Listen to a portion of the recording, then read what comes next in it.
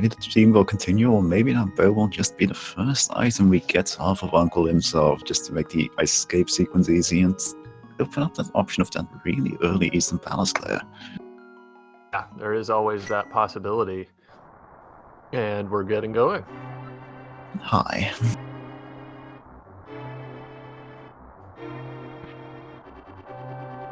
Oh, everybody always loves finding bombs early because that is one way to off your mind when doing the escape.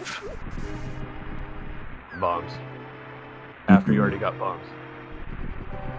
Yep, Bill's got the early map check with 2 crystals in the light world and Tower of Vera being a green pendant. It's refreshing my view of the action. So.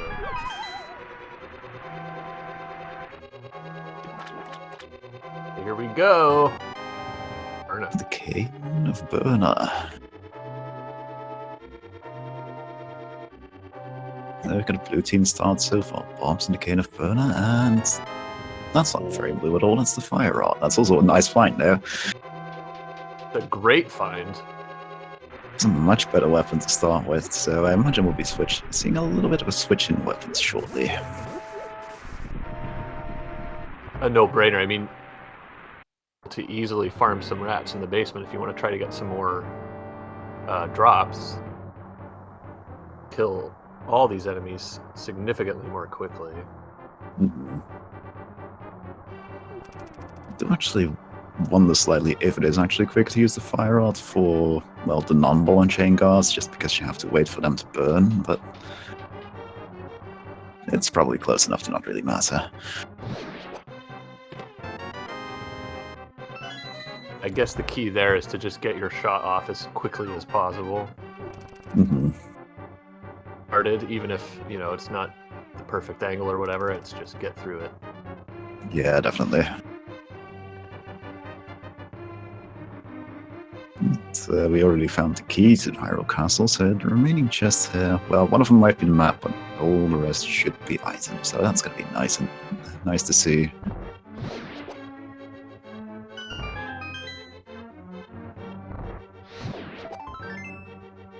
And a piece of heart. We're actually seeing the divergence happening right in front of us, with Spooty continuing to use the Cane of Burner while someone is actually using the Fire Rod to burn the guards. I don't think we've seen, like you said, not making much of a difference, and yeah, not surprisingly, Spooty now switching over. Mm-hmm. Yeah, you definitely want to use the Fire Rod and ball and chain guards. It's just a single shot. There you go. Even with the waiting for him to burn, that's going to be quicker than trying to pot at him. And there's the book. Ow. That could be a sign of an early desert palace, or it could be a giant red herring. And it might, for the viewers in chat, give us a chance to get an early look at the pedestal if one of our runners is inclined to do so while going through that early bit of Lost Woods. They very well may, or if the mirror pops up early, that might be another advantage, another time to check that. Yeah, definitely. Especially since they have the Fire Rod already. Yeah, so really both checks kind of bolstered. It's heading over to desert. If you find a lift upgrade, you might be able to get through it even without the boots, since you've got some fire. Mm-hmm. Quickly. Yeah, so we've got options on the table. I imagine that both of our runners will definitely be going through the Lost Woods and to Kakariko Village first, but who knows what we'll see. Maybe somebody will do a spicy play, save and quit, especially if they find a bunch of bombs like Spooty just did, and do the South Shore or even Desert Palace first.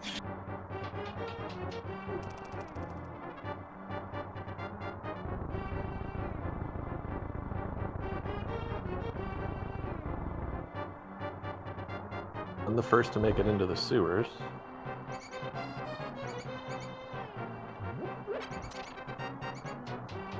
For magics. But so we might see a little playing around here. Nope, just dashed right through. Yeah, someone must feel confident in the fact that he has 3 bombs already. It doesn't really have anything else, but it does open up every single location in Kakariko Village pretty much for him. You do find 20 rupees, which is nice early in the game. I do always feel more comfortable when I've got, 6, 7, 8 I definitely feel more. bombs. I definitely feel more comfortable in Spooty's shoes right now with him having a bit more money and 10 bombs as opposed to just 3, but it'll probably equal out quickly enough.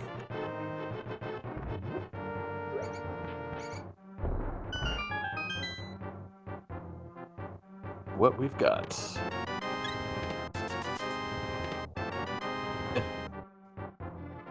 It's nothing that would have been a major loss if they hadn't been able to get it, but it's always nice to get it off your mind early. Yes. And Spooty's actually making use of his bombs to bomb twice, which is a tiny bit quicker as long as you place your bomb early enough to throw it, like he did just now.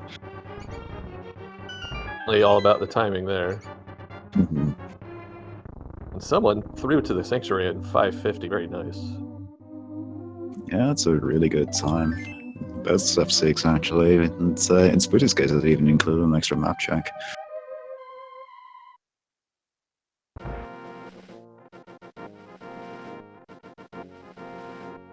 And as expected, bit for runners, I'm just leaving the sanctuary directly and heading straight west.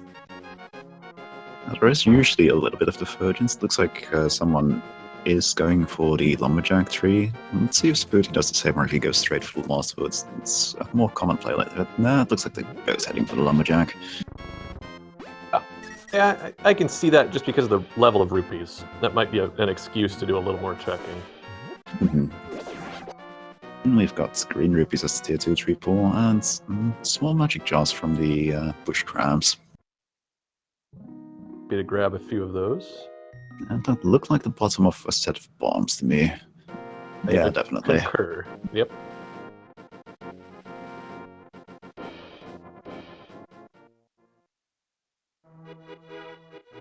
Try to get some more magic from this bush crab as well, just because we will be heading toward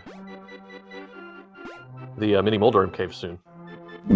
Yeah, and being able to use the fire rod as a weapon in there is a lot more pleasant than having to use bombs.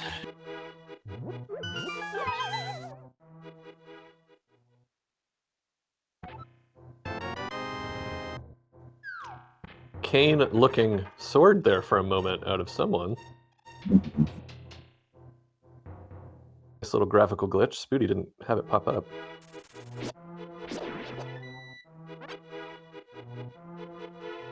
Yeah, it looks like Spooty is actually going to make use of that book for an early pedestal check. Chat, you're getting the dream scenario from 8 minutes. Yeah, there could be literally anything on here. Let's see, what is it? Today we have the Quake Medallion. Oh, now that's intriguing. Yep, well, we're gonna have to come back to you with our Darkwood mapstead and a bunch of other information before we can actually tell you whether that's required or not, but that is very interesting information for Spooty to know. Speaking of medallions, there's the Eater Medallion.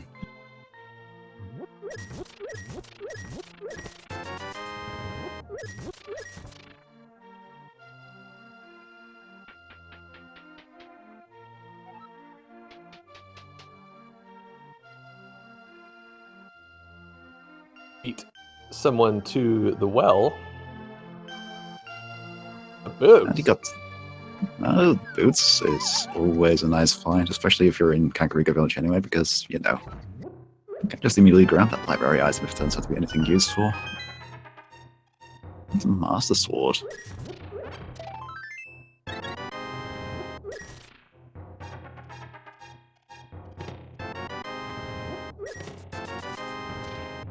Of course, Spooty will have to go back through Blind's basement and pick up the, the Eater Medallion in there.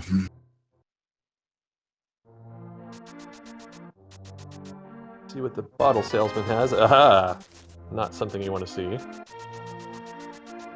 It'll be interesting to see lot of runners these days are very inclined to hold on to the mushroom as long as possible just to be able to do the fake powder trick instead of handing it in early, but the seed doesn't always accommodate for now. Sometimes it's no choice. And quitting. That's interesting. Planning to come back up from the south, or no? He's now... He must be really wanting to check the bonk rocks, but that's an interesting choice.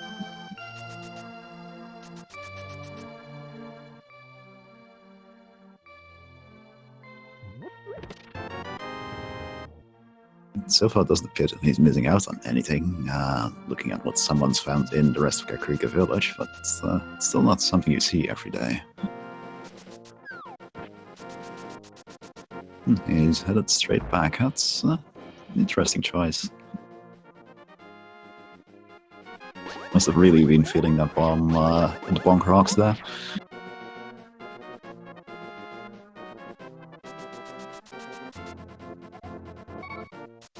Ooh, and the hookshot is waiting for us over on the race game.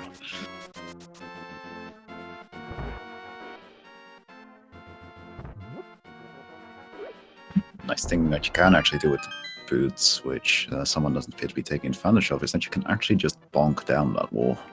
You don't even have to bomb it.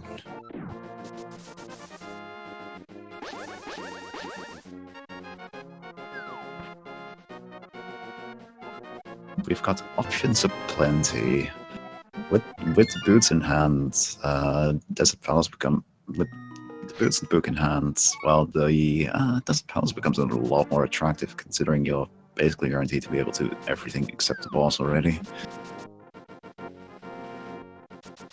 I mean, you almost wonder, maybe it even becomes the next play is the dam, then straight over to desert instead of...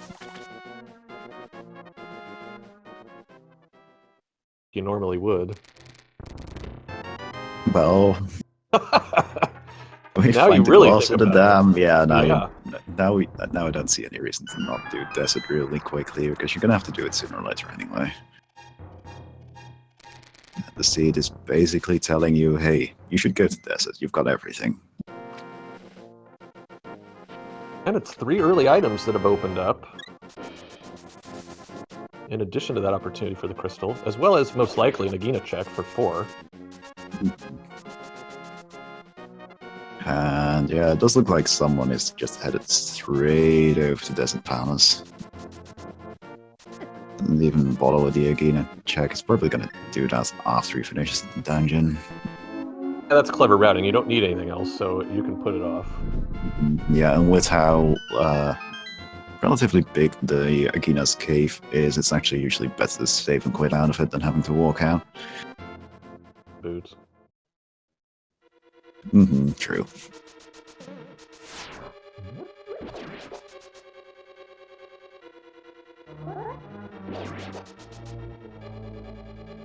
Yeah, poke dash strats against the... I'm not sure what those guys are called, those anteater guys. Yep. It's definitely an option. You can actually do that with pretty much any sword as long as you've got the timing right.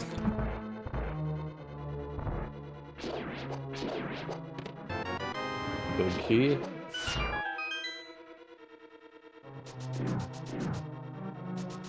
And someone's heels, and there's the flute. Ah, the flute in desert, man. And that would open up pretty much the entirety of the Eastern Mountain up to exploration within the logic with the hookshot in hand already as well. So it's probably going to be a good next destination. Assuming people want to hold off on checking the Minimoldon Cave and such that long. It's also interesting to note that those boots weren't actually related to Desert Palace at all, with the map being on the torch. An enticement, but not the answer.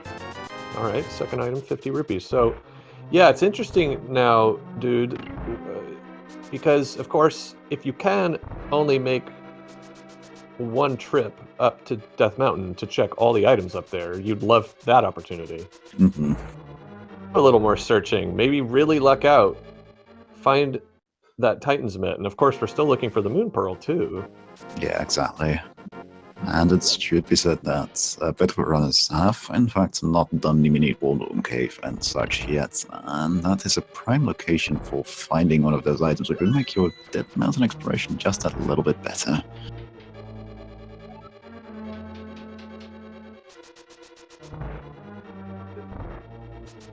99.999% of seeds. So it's not like you're going to feel like you're wasting time by Yeah, exactly. what's there.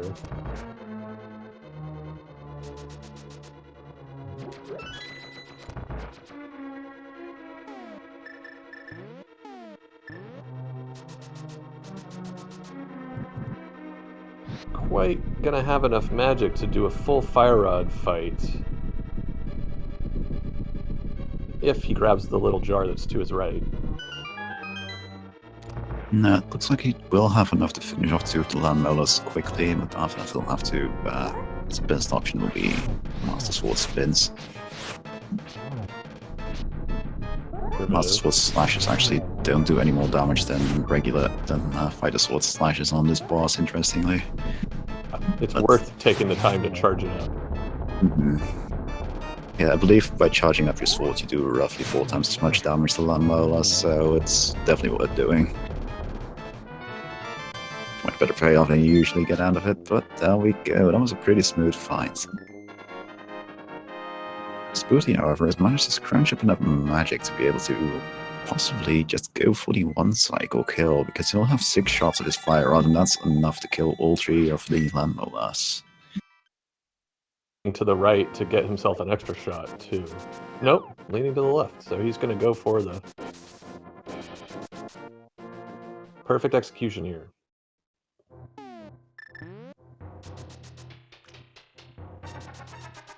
Well, 1 shot missed, unfortunately. 2 shots missed. Bad luck Yeah, again. they were not being cooperative with those really short hops. Just 20 rupees waiting for us in Agonist Cave, so that particular trip wasn't worth it, but the flute in Desert Palace is reward enough. For sure. If we get in a flight right back to 7, to go over to that mini Waldorm Cave out of both these players, that's certainly what I expect to see. At Bonkrok's check now. Yeah, we already knew from Spooty earlier that there wasn't anything particularly worthwhile in here, but you know, if you're gonna save it with the Sanctuary for your flute, why not go in here?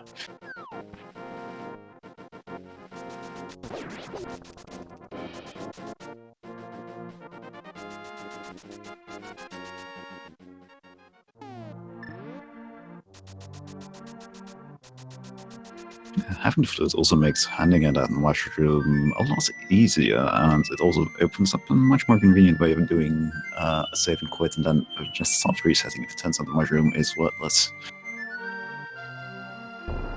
Which some people might, as I said earlier, be tempted to do just to save the mushroom for the fake powder glitch later. It's workaround if you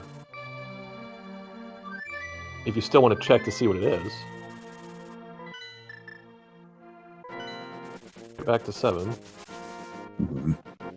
Yeah, with the flute in hand, you can very easily just cherry pick the actual prime item locations here. Like, it wouldn't surprise me to see him check the Waldorm Cave and then head off somewhere else without bothering with anything like the Ice Rod Cave, because the Ice Rod Cave is always just a flute to 8 and a dash up north away now. Express. Spooty following right behind. Ooh, there it is! Yep, that's a nice find. Without the Moon Pearl, that only gives us access to the Subtle Bunny Cave, but the chances of the Moon Pearl being somewhere up on that mountain is pretty good. Access to the Mire Shed if you can get yourself in there by damage, or otherwise glitch in. Yeah, First, so can't do it that way. Just for those unaware, if you get damage boosted as a bunny into a cave entry like the Maya shed, that does actually count as activating the Super Bunny glitch.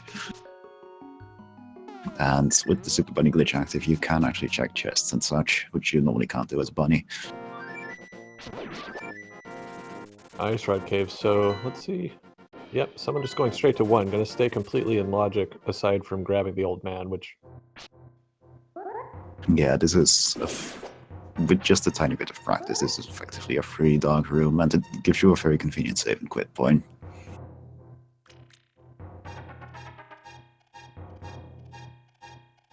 The state is indeed a minor glitch.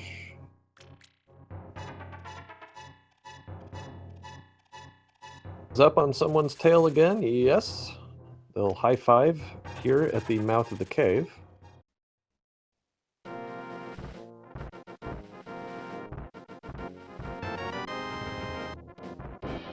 And the boomerang. Shoving if you use it in Ganon's tower. It's about the only place. Now, what is interesting is that technically, if you really wanted to, Spooty could have taken the time to check, just go to Maya to check the medallion, and then double check what the Total Rock medallion is while it's up here as well, just to figure out whether that pedestal is actually required or not. But he might as well do it this way around, I'd say. Yeah, either way works, I suppose. Because if he's doing it this way around, he has a chance of finding the mirror or the moon pearl and just be able to easily check the items in my area. I mentioned the checkerboard cave.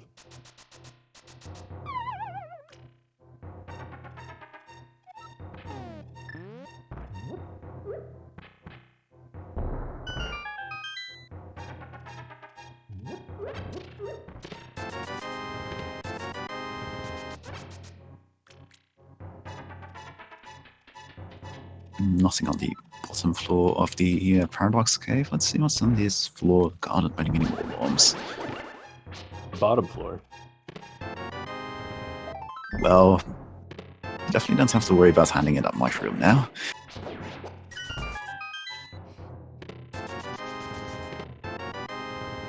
Oh, you have lots of reasons to go back to Kakariko. Yeah, those are really nice finds. We're actually not in a position where we can check the bat yet, though, because, well, you need the hammer to reach him.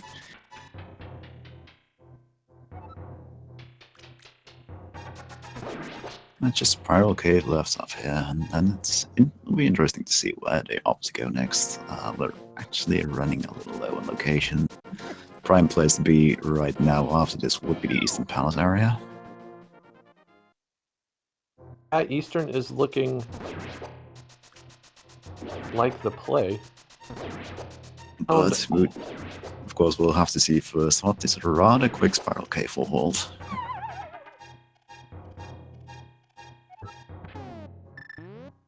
Money. Water Walk and or Fake Flipper maybe not looking as attractive as it might otherwise. And someone... Super Bunny Cave, so... Interesting. Out, it can be absolutely massive for a runner. Yeah. But it is time consuming. I imagine that check will be more attractive for Spooty just because it'll help him give an answer on whether that Quake medallion matters or not, because he can check Total Rock while he's up here. But we'll see what he does. Looks like he is going outside.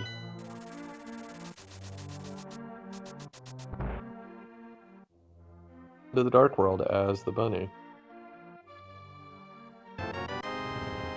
Red meringue to back up the blue meringue. Yep, we've got both the boomerangs now.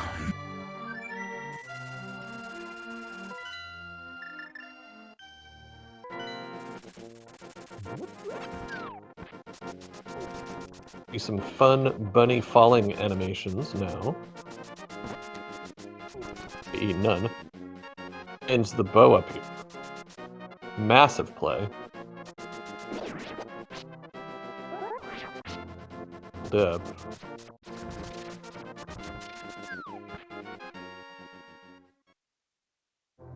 Find something else.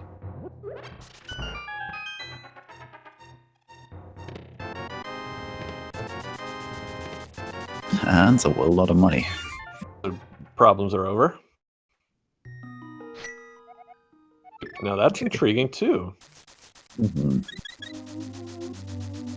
Yeah, I wonder what someone is going to do with the moon pearl now. Is he going to go back to Dead Mountain? Is he going to check? He's going to check King's Doom, I think. Yep. It's a good play. It's a quick little check. And let's look at Myra's pendants, Ice Palace's pendants. We've got 5 and 6 at Skullwoods and Swamp Palace, and there's the Bombos medallion. And it is Quake to enter Turtle Rock. Oh! So we do have the answer. The pedestal is required for this seed due to the Quake medallion being on there, and Spooty knows this, but someone does not. Find out before dipping into the Dark World. Doesn't have the hammer. Wow. Big. Very big. And knowledge is a huge advantage in the randomizer, so having this knowledge and also being the certainty that he now has the pendant to complete Misery Maya, because it has to be Bombos or Eater to enter that particular dungeon with the situation we have here, it's going to be pretty big. This is huge.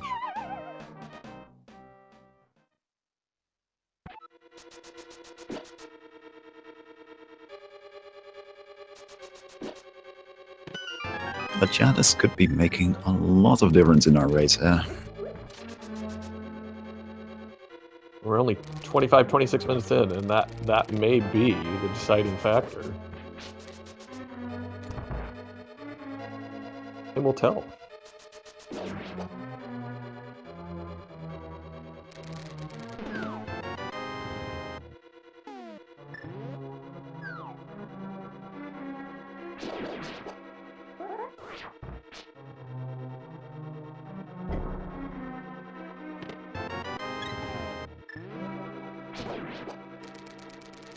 There's no major items found here in Skullwood so far, and Spooty is on his way to Sadrana and will shortly pick up the Moon Pearl as well. It's going to make him kind of wish he had that a little bit earlier, because then he could have checked the Shot Cave while on Dark Dead Mountain, but oh well. Can't have everything.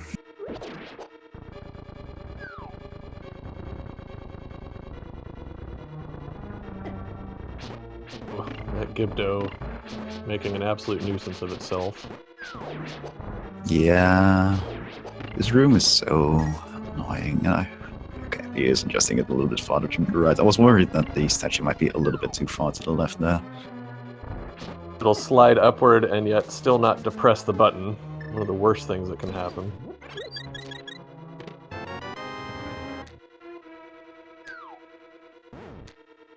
It's very convenient hand pull there. Yes. But it's interesting to note that so far, unless someone finds the mirror here in the back of Skullwoods, he's gonna put that pedestal check with the book out of position, so he's not gonna know for a while where the Quake medallion is. And, you know, it's just really by chance that he doesn't have the mirror yet. I suppose when you find that early book, this is the perfect example of when it's completely worth it. See what's up there.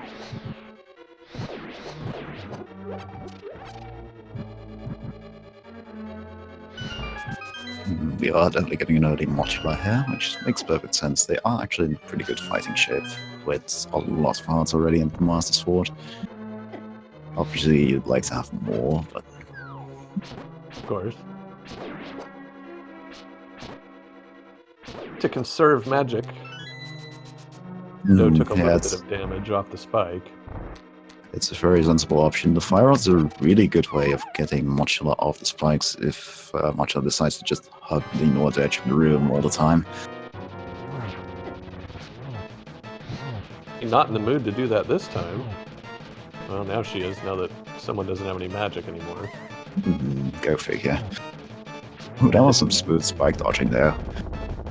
It was. Nice fight, and quick.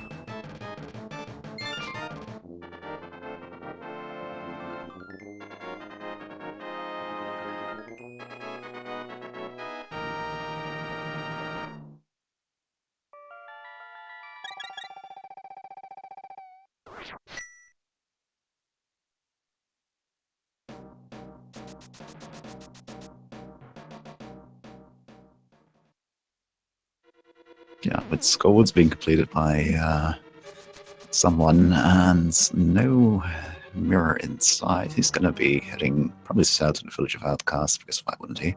But as we know, mirror, or the Quake medallion, which we need for Total Rock, is on the pedestal. And he's going to be without that knowledge for a while, so that could result in a lot of extra stuff. And ooh, that was really close. Very clutch use of the red potion. Technically it wasn't required, but nobody's going to take that risk. You've got 932 rupees. If you find the hammer soon, you can even buy another red potion in the Village of Outcasts, so no problem. Super Bunny Cave not going to matter, at least in this particular case, as there was nothing exciting at Bumper Cave. It make a difference for these runners have had the Cane of Burna since they visited their uncle, so not really a difference maker either. Yeah, exactly.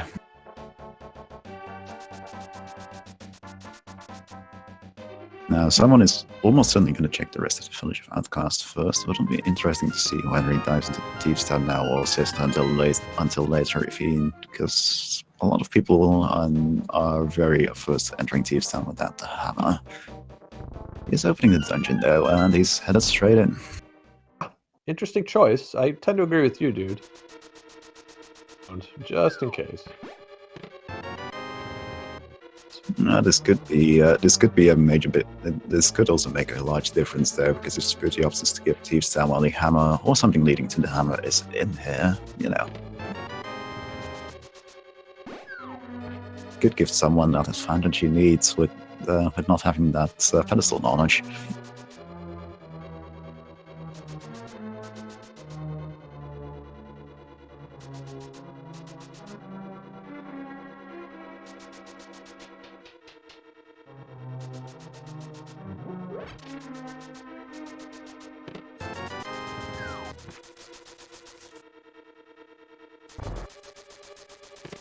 Really not a problem, and there's the flippers.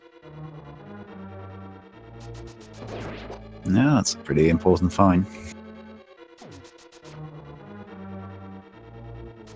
Thus we are going to need those to complete Swamp Palace. Not just any old crystal, it's also one of the pyramid crystals.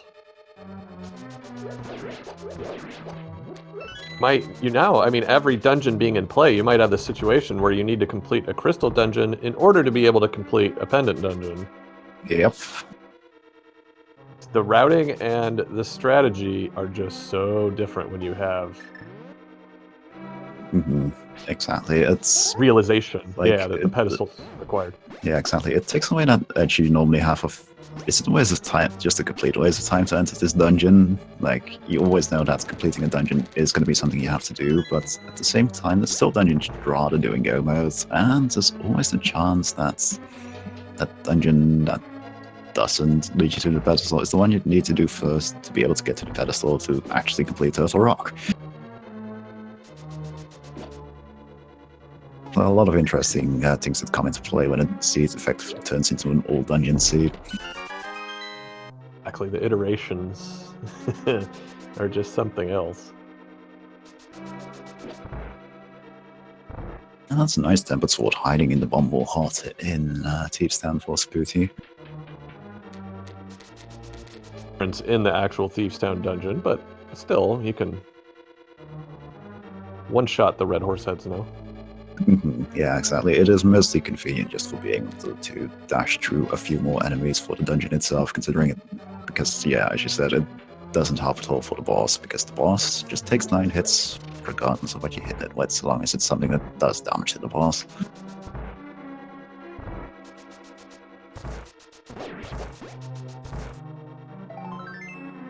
Now it looks like the big chest is just locking its own small key, judging by the key count someone has right now. So going into Thieves' Town right now, perfectly fine play, even if it doesn't lead to the hammer. Runner, the favorable key location. But you love it even more when you don't have the hammer. Definitely.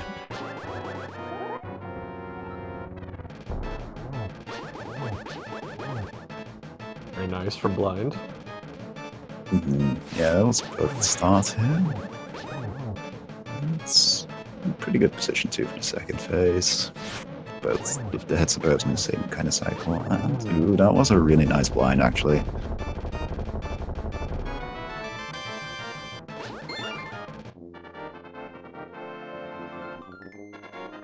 Quality fights out of someone so far. Well, 3 crystals in already at 35 minutes, but we know we're in for the long haul because there's 3 extra dungeons we still need to complete that you wouldn't normally have to.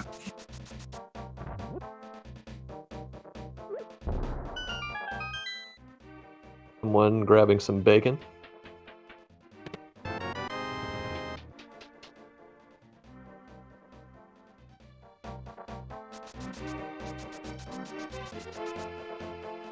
Yep, and I'll be heading towards the...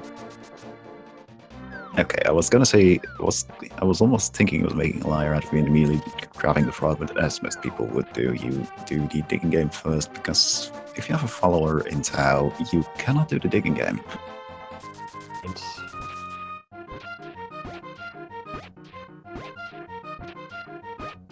And 1 through 30 digs for 1 item. Definitely looking like we're at the higher end of that range so far. Is that 20, 21, 22?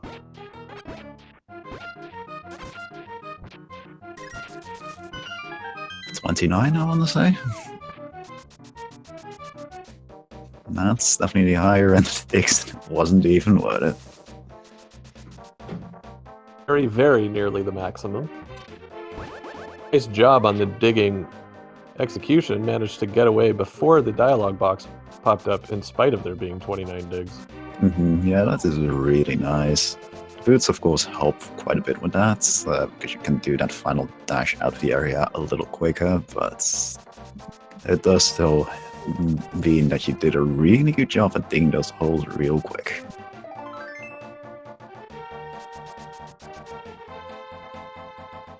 Going for a little trip today.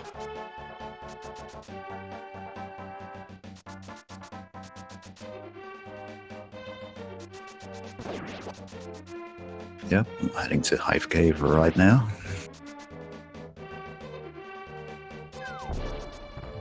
Five chests in here. Well, 4 chests and an item offer, very generous. What is he anyway? Foxy guy? Combat sort of thing, yeah. Nice lantern.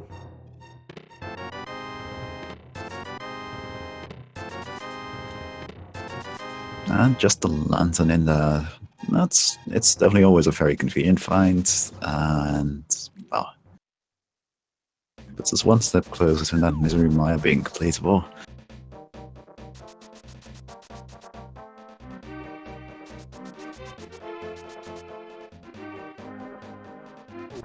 Now we're going to take the rather circuitous route to the pyramid that we have to take because we do not have the hammer.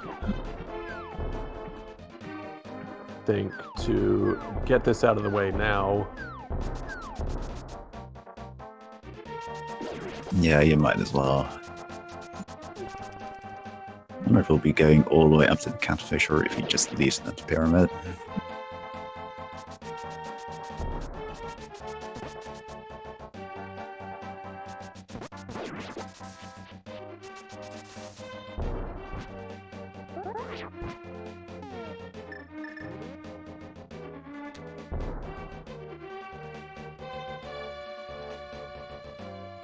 Just a piece of heart waiting for us in the pyramid today, so no bow signing there. Time.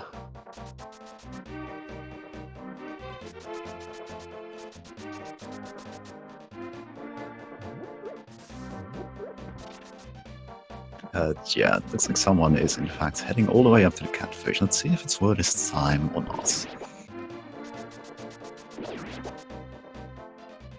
It is. You sure feel that flood of relief wash over you when you see that item fly out.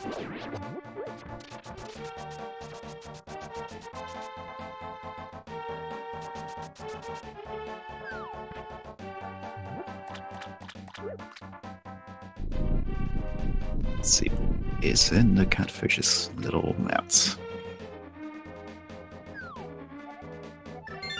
Nope, that wasn't worth the detour. This time. Trip back to number 3. We'll be home again. And Spooty just doing something you don't see every day. He noticed he wasn't just a single bomb remaining, so he just went into the bomb shop and bought a refill for his bombs there.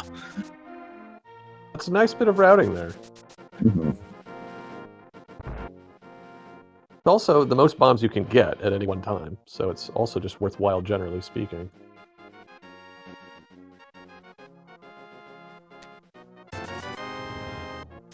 And just 20 rupees from the Smiths, so where do we go next, someone? Looking suspicious. He's gonna check what Maya Shed holds and probably what the Maya Medallion is, though I don't see him diving in there without the Cane of Samaria and with, on his end, the knowledge that it's pendants, and as far as he knows, the pendants aren't required. It's the Eater Medallion for Maya, by the way. Going to be. And now we know what it is.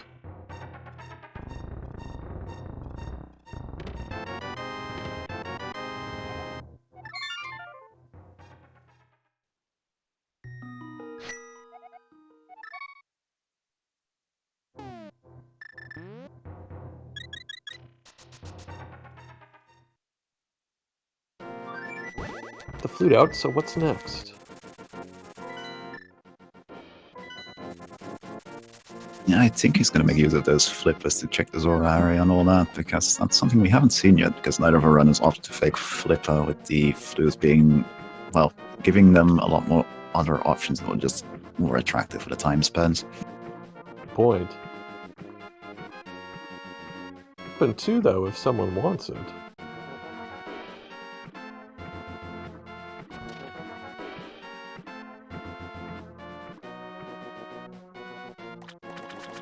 Campbell, given his level of knowledge right now.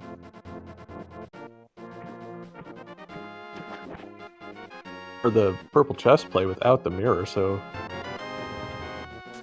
Yeah, this could be a heads-up definitely an play. interesting call. Because the purple chest can actually hold the mirror, or an item leading to it, of course. So checking this early can give you a big advantage if it turns out to be a big payoff. Because it's really inconvenient to actually do without the mirror.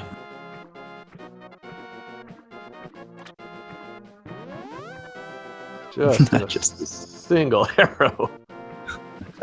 Yeah, that definitely wasn't worth the time spent. That's, Oh. well, it looks like Ruti will be, or Spooty will be joining someone in these Zora area checks right now. And even more money awaits us at the Waterfall of Wishing. 1,500 rupees in hand. Let's see if the single biggest expense in the game is worth it or not.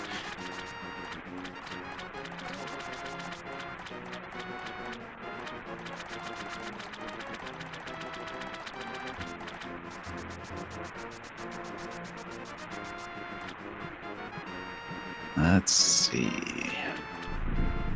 You hold for us today, Zora. Come on, make it something good. Yeah, no, No, man. that definitely isn't something good. Back to Death Mountain. Is that looking like the play? I imagine he'll be checking the east. He'll probably be checking full Dark Death Mountain. It is a little bit more attractive for someone, considering he hasn't done the Super Bunny Cave yet, unlike Spooty.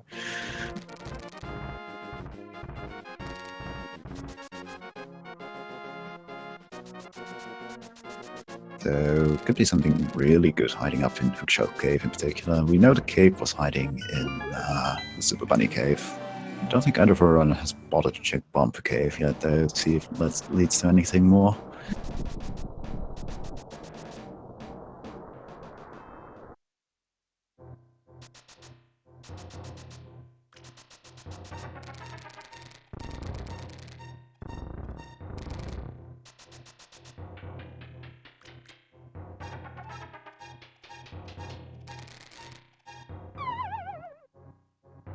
And Spooty is about to spend 500 of his rupees on 10 arrows that he can't even hold. Right. He's just gonna leave him lying there.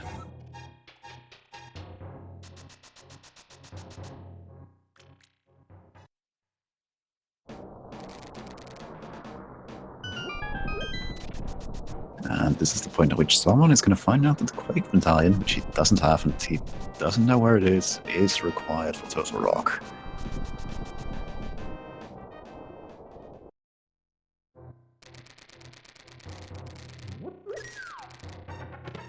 Find some bombs. The mirror. Oh! That is a really convenient find. Finally have that mirror. Because that actually gives him access to the Ether tablets and the Tower of Hera, which is a dungeon he will need to complete at some point. Right. It being the green pendant, it's actually fairly attractive for him. Spooty, meanwhile, is going to go into Maya without the Cane of Samaria. Interesting choice, undoubtedly informed by the pedestal knowledge. Mm-hmm.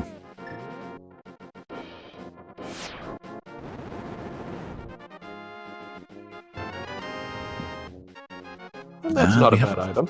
Yeah, we have a slight blue outline on our boo now. Yeah.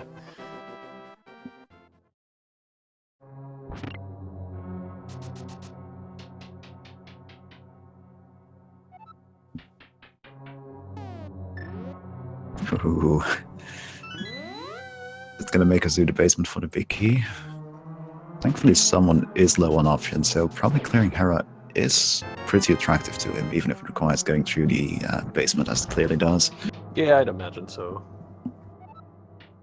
That's good news for him, because he is going to need to clear all 3 pendant dungeons to get the Quake Medallion from the pedestal, and man, that is the best possible location for the big key, and Spooty isn't going to be able to make use of that because he's missing the Cane of Samaria and is still looking for items, so he's going to full clear the dungeon.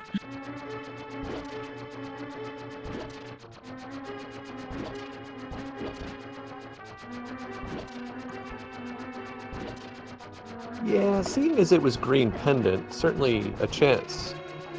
He would have gone ahead and done so anyway. Mm-hmm.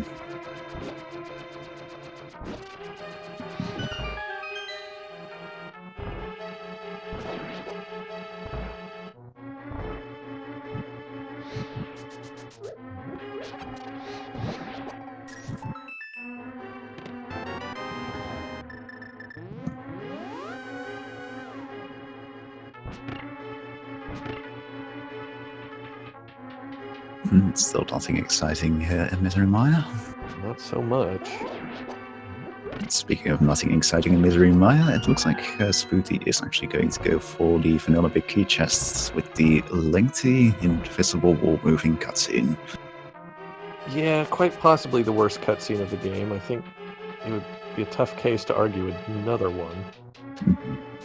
The funny thing is that I believe it does take exactly as long as the similar cutscene in the Palace of Darkness, but it feels so much longer because you can't see what's happening.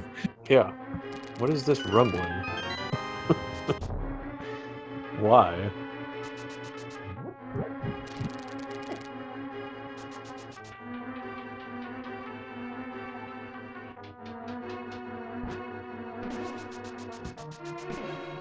That's all that for a shield. On the positive side, it was one of the items, so Spooty would have opened that very slow cutscene either way, looking for the final item in here. True. But it still feels bad. It does.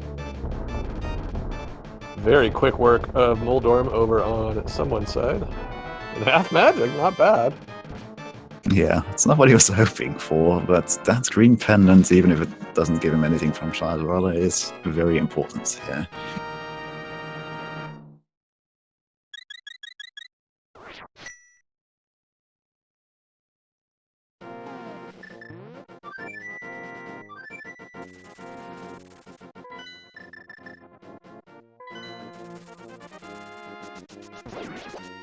Looks like someone's going to make an eastern dive. No, he's probably going for that green pendant first. Oh, yep, so he is, which I think if you're going to Saw Astralis Hut, 4 might be the tiniest bit faster. And we found the ice rods as the second item in Misery Mire. Interesting. That's important for the completion of the seed, of course, but it does mean that Misery Mire is safely held off on until you can actually complete it with the Cane of Samaria.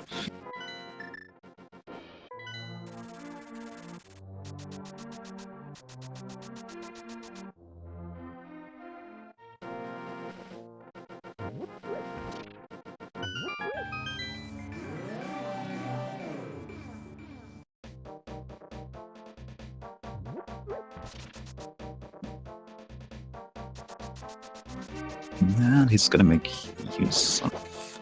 he's gonna pick up the purple chest, right. And I imagine he'll be going up to Bumper Cave and the Graveyard Ledge with the cave in hand now. Yeah, will we see the pedestal check? Oh, and he's making the very informed decision here of, with the mirror in hand, you can check the magic pads. Good point. Very We good do have play. the powder already, so there could be something major like a hammer hiding right here. That would certainly be a troll location for the hammer.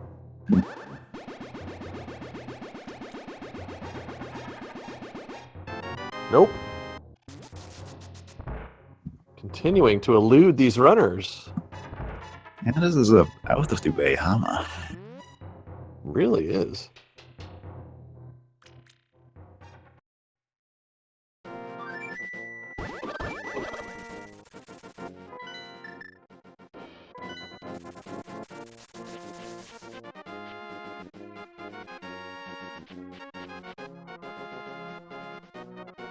And with mirror in hand, it looks like Spooty is just going to go up to the Tower of Error. In this case, with not even the slightest regret, because he knows this dungeon is required.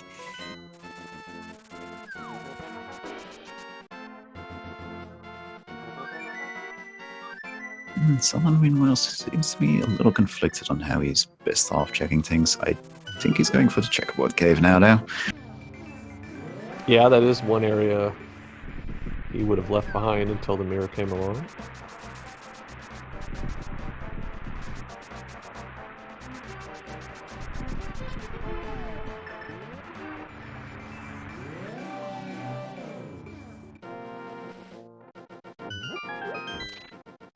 It was 50 rupees? 20.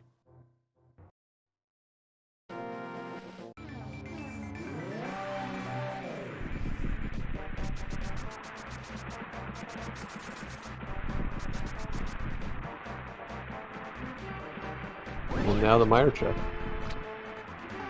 Yep, he's gonna go in here and he's gonna be happy with the eyes rod, but he doesn't know it's gonna be a double. He won't know for certain whether it's a double dip or not.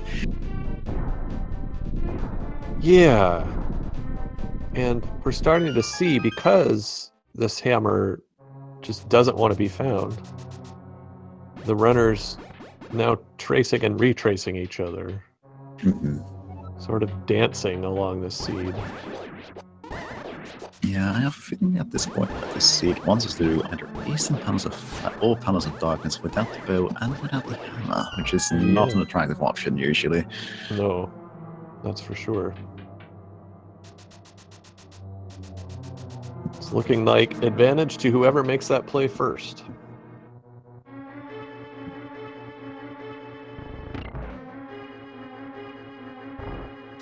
Once there's still a bunch of mirror overworld locations the hammer could be hiding in as well. The Caves Out of the Haunted Grove in particular seems to love containing progression items.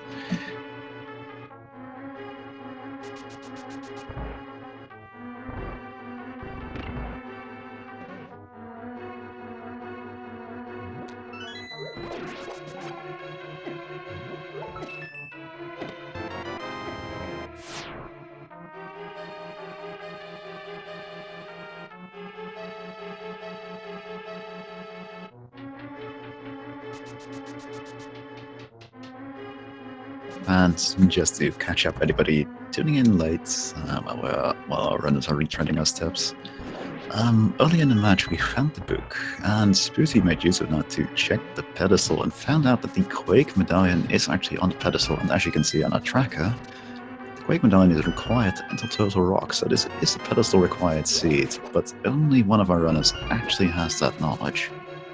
That is going to probably inform the place of both of our runners for quite some time.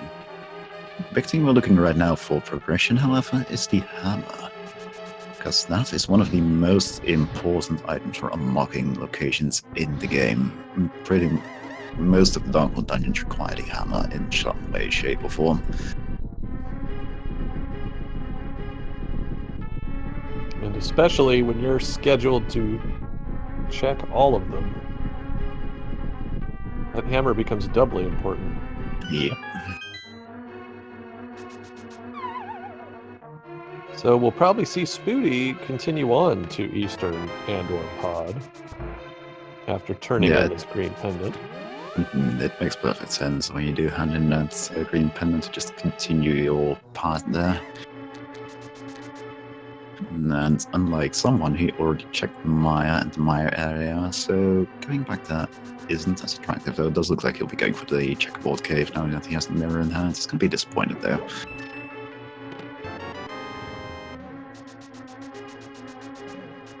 Yeah, good check to just get it out of the way.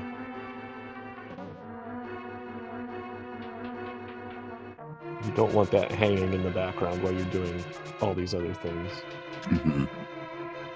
And especially if he does want to check the Palace of Darkness, he is going to have to route that in the very inconvenient way, because his only source of the access to the Dark World is from the Village of Outcasts at this time. Nope, So you want to check for that hammer in a place like Checkerboard Cave first, because you are going to be running past either the cave side of the Haunted Grove or the Graveyard Ledge soon anyway.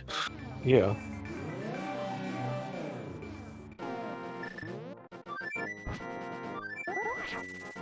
Alright, someone's away as well, and he's also going to Village of Outcasts area. Spooty gonna make the check.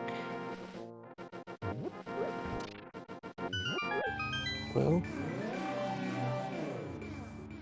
K45, I guess. Mm-hmm. Does look like that.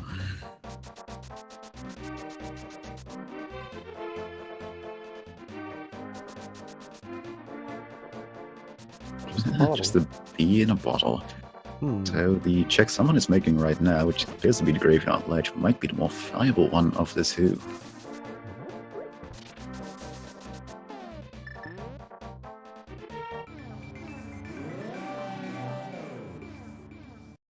And of course, Spooty also remembering the Bombos tablet. We do have that book after all. True.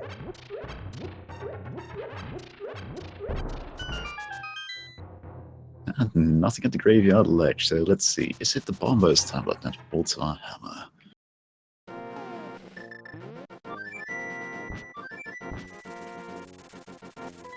Nope. Man, oh man. It just will not be found.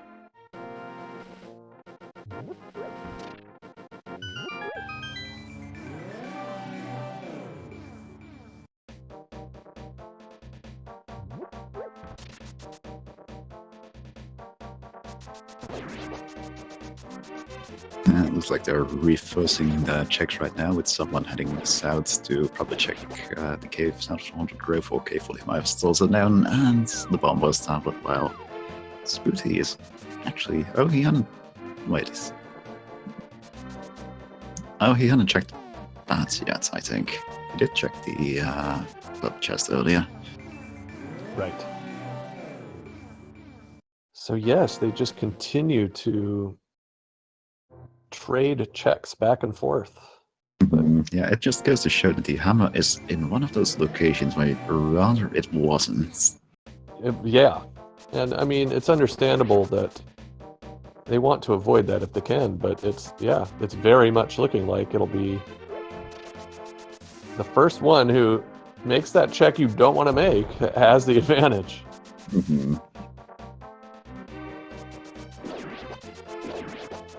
Yes, the hammer could be hiding in a bunch of dungeons that technically that require the hammer to complete them, like Palace of Darkness, Ice Palace, or Swamp Palace even. But it could be hiding in the Eastern Palace, which we don't want to visit because we don't have the bow to complete that dungeon just yet. Otherwise, we're pretty much out of locations in the world already. Yeah, we are. So what's Spooty doing now? Oh, he's going to go to the north side.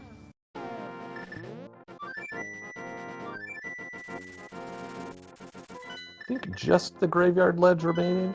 Has someone finally making the play, but yes, out of habit, forgetting you can't get into the Dark World this way if you don't have the hammer. It is incredibly inconvenient to have to go into sections of Dark World without the hammer, but he does remember that he left the portal there on the way to the Desert Palace, which is going to be a little bit quicker than going back to the Village of Outcasts and taking the full tour there. Oh, and even he's going for it. He's going to go for the worst possible hammer location, that being the one chest in Swamp that can contain the hammer, because everything after that one particular chest requires the hammer to get through.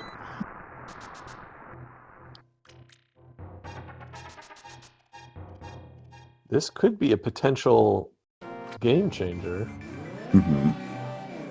Yeah, because Spooty is very clearly setting up for doing the Palace of Darkness, etc. area into a hammer check, and that makes perfect sense. There are a lot of possible locations you can check here.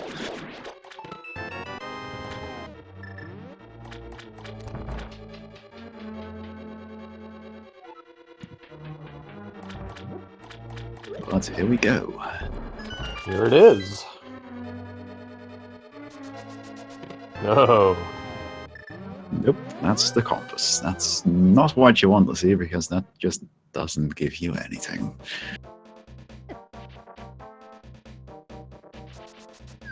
Now to the ice play. Another very bold move. That's another play you probably don't want to make, unless he's going somewhere else. Let's see. He seems to be... Nope, I'm going to go ahead and swim up. Yep. No, he is going for the Palace of Darkness from here, which makes sense. At this point, routing to the Palace of Darkness is a lot more difficult than routing to Ice Palace, so if you're this far into the Dark World, you're better off doing what someone is in fact doing right now and heading straight to Palace of Darkness, even though Ice Palace is close by, because you'd have to possibly make this entire trek all over again if you went to Ice Palace now. That's true, it's a very good point.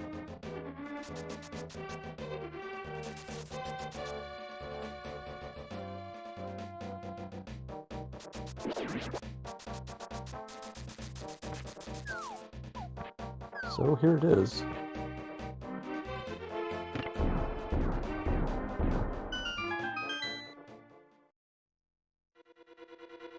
You could get an immediate bow lock.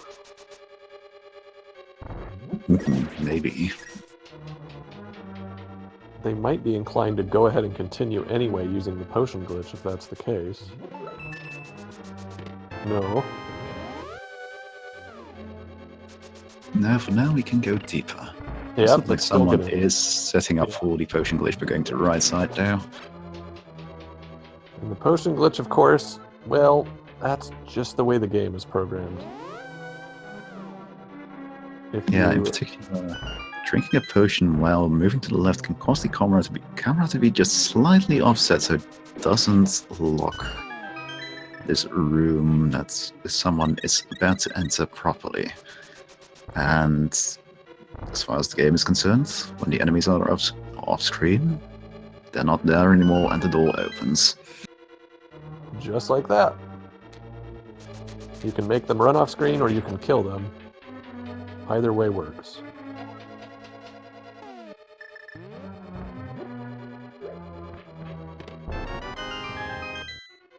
And it's a big key and a regular key. So that doesn't really say much for how required the bow is for checking the back half of this dungeon. Does of course mean that any items in the big chest are not supposed to be accessible just now, but Anything else is pretty much free game.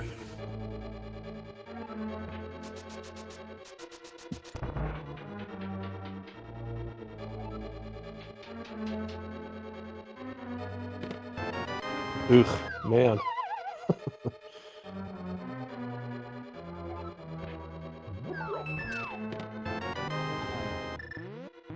Well, okay, still lots of things to check, but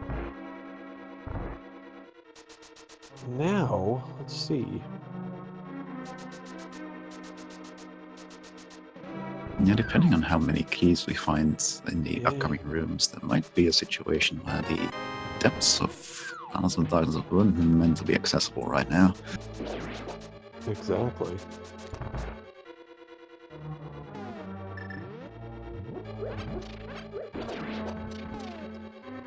And looks like Spooty's going to do the same glitch, just in a slightly different order. Someone doing a hammer jump. Nicely done. Very smooth. Rewarded with a compass, but still did a good job of that. Yeah, and it does make routing through the palace a little easier. And there's these silver arrows, so I'm not going to have a silverless cannon today. More money.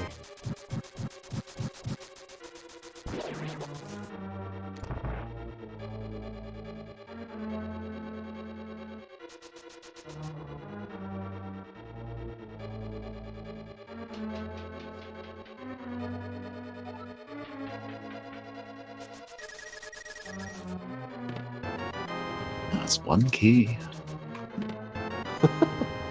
That's another key. That does mean there's something in the harmless hallway. Yeah.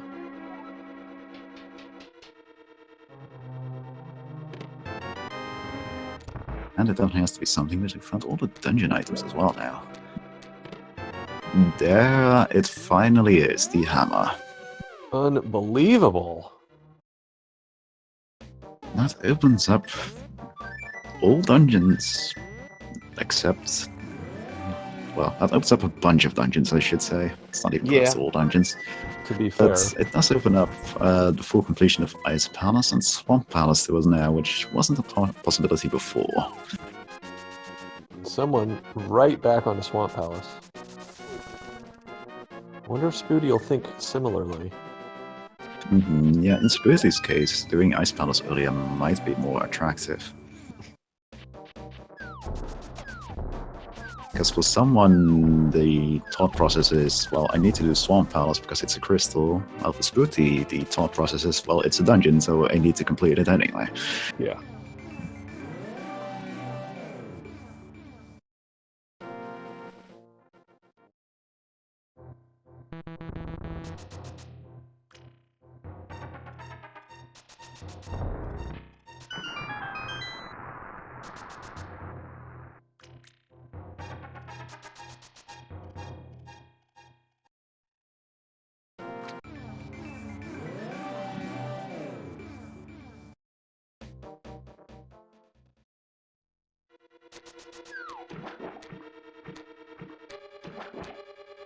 And since I see some people talking about it in chat, I was speculating about the back of half of Palace of Darkness being Bailot, but I found 5 of the keys without any issue, so the entirety of the back half of Palace of Darkness was intended to be accessible as is. Right. Still have 1 key left over. That's the key to get to Helmasaur King eventually. So ice for Spooty.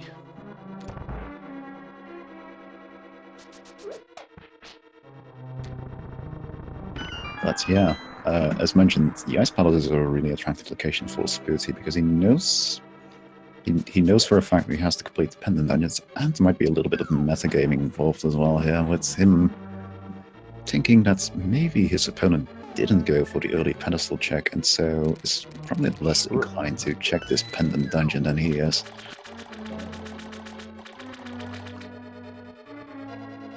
Of course, the Swamp Palace has significantly more item locations in it, but that doesn't always make a difference. No, and Ice Palace has a funny way, especially when it's a pendant, Yep. of having something you need.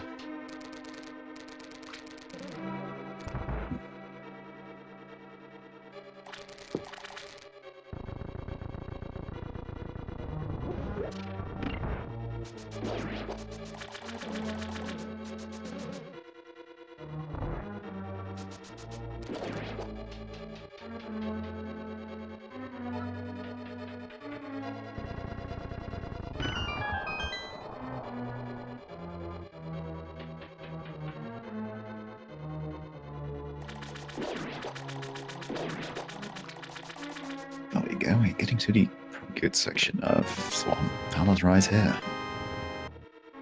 And it looks like someone is definitely going to plan on just going in for a double dip or checking the left sides, not even bothering to go back upstairs to hand in that big key, which makes perfect sense.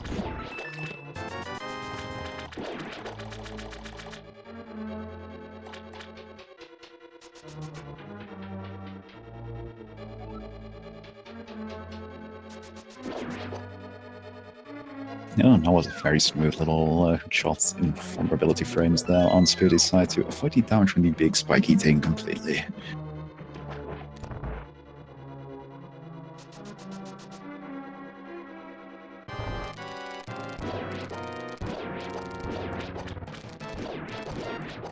There we go. Now here we have on someone's side, we have a fight that is rather easy to actually just do normally, but which is really tricky to actually do perfectly, which is a fun little conundrum about it. Let's see if he is setting up for the one cycle. Nice. Perfect. Lovely. That's all for a bug net.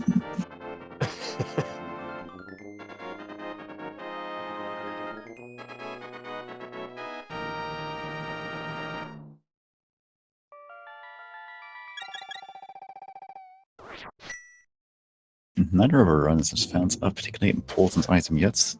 There's still 3 locations left to check for someone in Swamp Palace, and there's still plenty of Ice Palace left to go for Spooty. Yes, that's certainly the theme of the seed, though. Keep checking and finding nothing.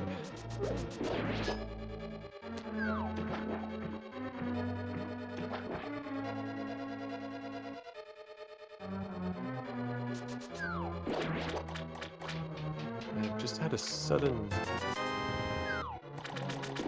thought, and that thought is a spike cave.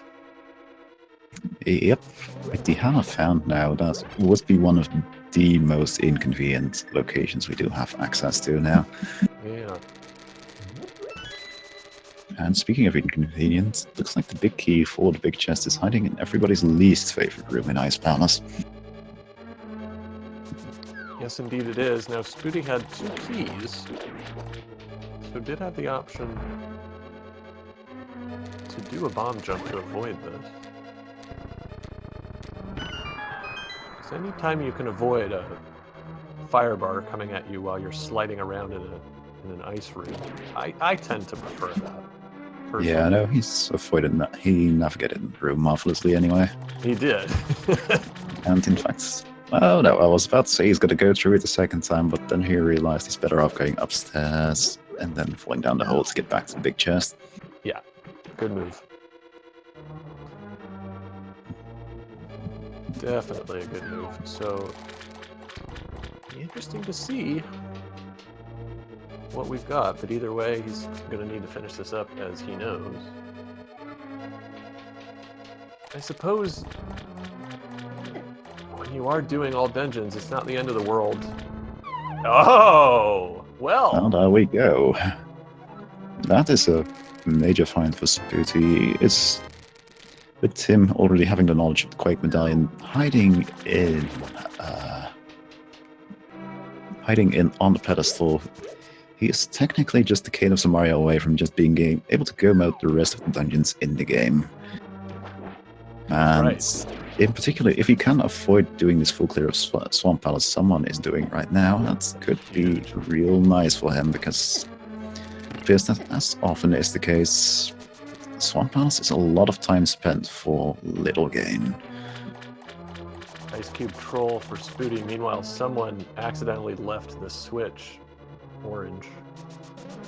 So having to go back around again to get the final item. Wait a minute. I just noticed something that appeared on a tracker that someone found out. Can you spot it? Oh, indeed. So both of our runners actually made the right decision at the same Very. time when it came to dungeons they entered. Yes. Very interesting. So, what do you think? Are we likely to see Spooty now go complete pod and check Eastern? Someone maybe go to Turtle Rock? Well, he won't be going into Turtle Rock, but Go have a look at it, or has he looked at it?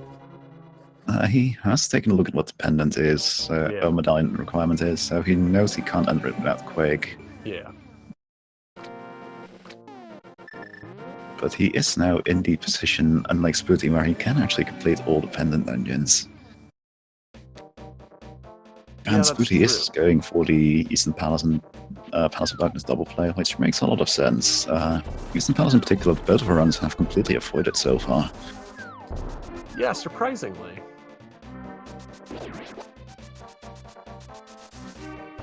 Someone going for the pyramid. Going to bomb that hole.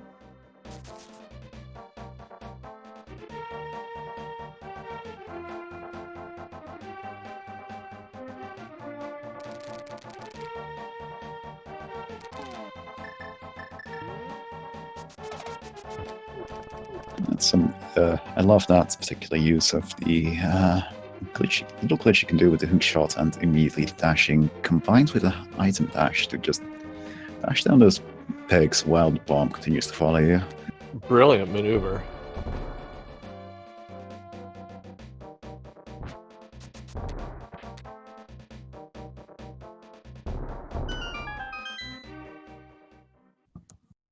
And let's see, there shouldn't be anything important hiding at that ferry, and no, that is not. Just nothing of value there. I have to wonder if someone's starting to get suspicious. Yeah, maybe.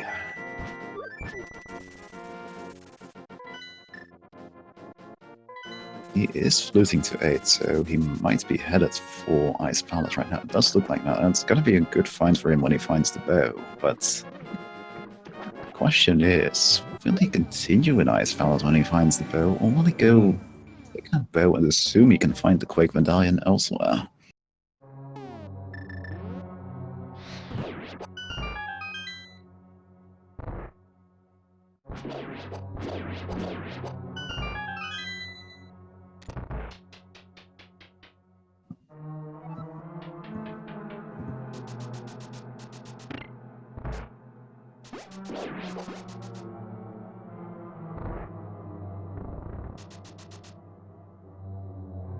Because both of those are, and as far as he's concerned, a very valid play. The pedestal is, generally speaking, a very low percentage location, which you can safely play around, or by just abandoning it completely, just going with the assumption that, well, I probably won't need to clear this pendant dungeon if I already have all the items from here. Right. And But, of course, we have the enlightened position of knowing that would be the wrong play in this particular seed. exactly. So, a decision these runners made inside the first 10 minutes of the seed, informing what they do over an hour later.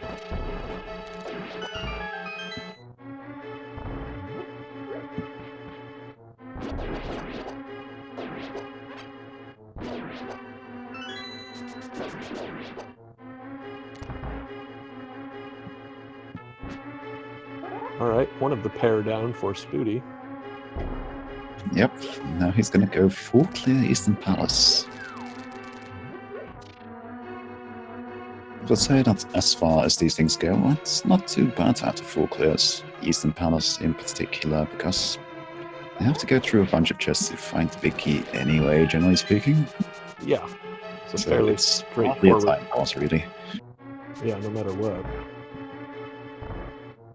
We'll see what the actual location turns out to be.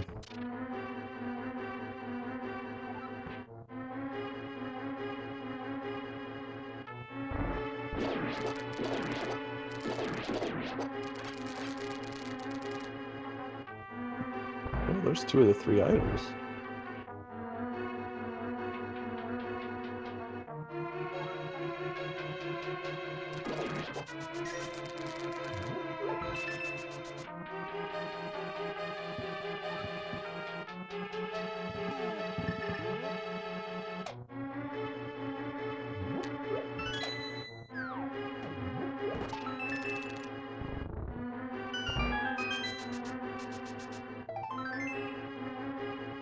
Spooty, bad luck with the stealthless room. Finds the map. So the big key, yeah, we have absolutely zero difference, really, dude, between... The only thing you might have potentially skipped at this point would have been that big chest sitting there. But exactly. That's pretty much meaningless. Just about.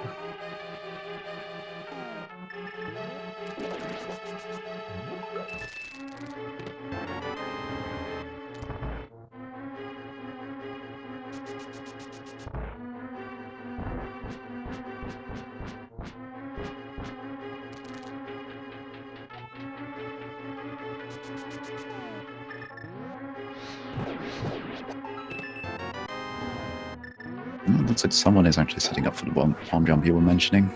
Hope he's not it's been set up. Low, but yeah, he got it. Yeah, it saves you some time. It really does. It's a couple less screen standardizations than taking the other way around. Yeah.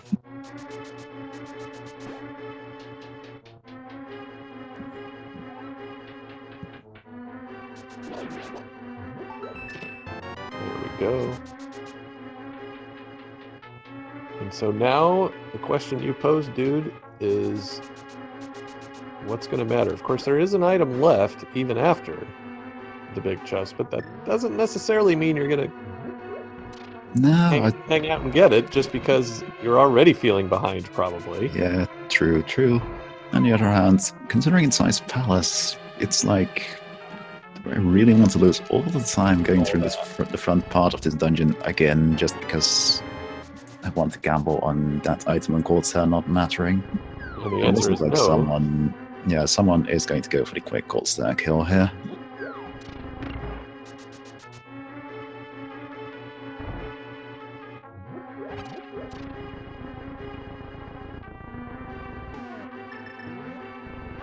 Meanwhile, we had a very quick little almost Knight's kill with these silver arrows on Spooty's side. Yeah, nicely done. That's dungeon number 7. Yeah, he's just got 2 more crystals and 1 more pendant to be able to complete this particular seed. It'll be interesting to see what he does next, because there are a couple of overworld locations open to him, and it does look like he'd rather do those than go into Swamp Palace. Yeah, understandably.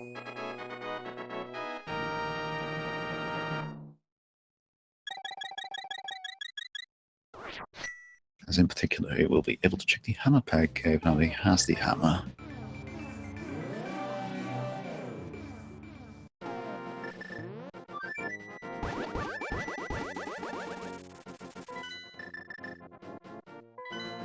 And as expected, back to House of Darkness and Eastern first.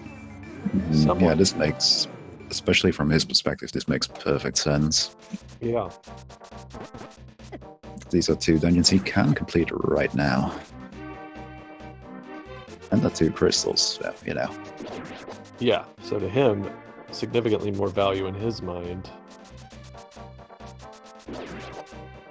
And who knows, as far as he knows, he might find that Quake Medallion right either in Eastern Palace or as the item on King Almasaur. We are going to get our Spike Cave check from Spooty. Yeah, I do believe after Spike Cave here is pretty much out of locations that aren't Swamp Palace.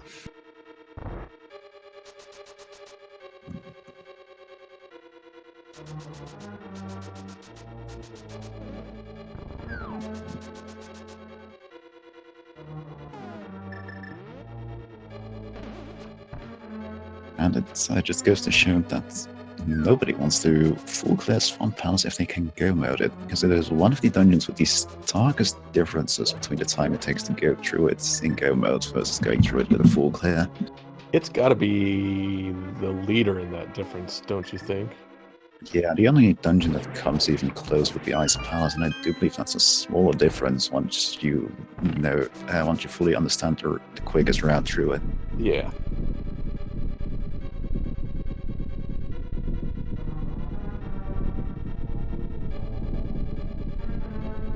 And he's headed that way.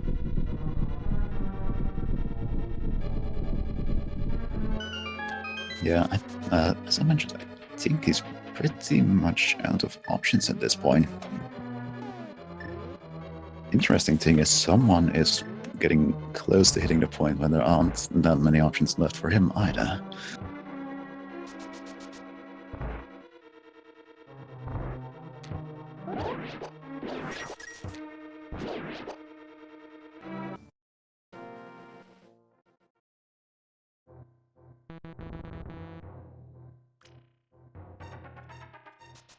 But at this point, I'd say, depending on how long the swamp check takes, I'd give the advantage over to SpootyBiscuit.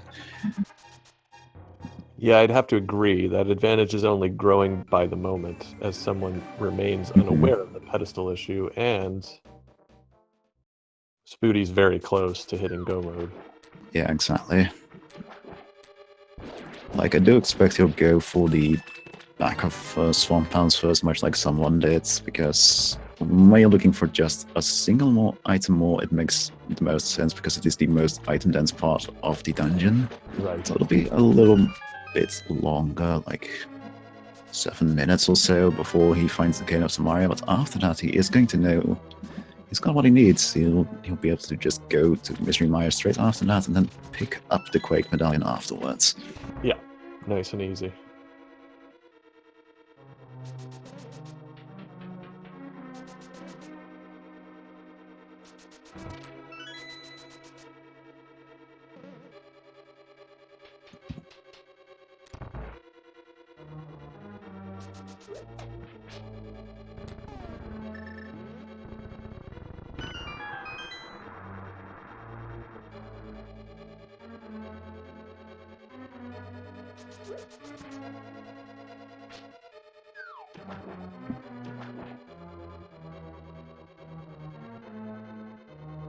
Now, I mean, as far as just raw dungeon count, and it's true, someone's lucked out a little bit. I mean, he did finish up Ice Palace.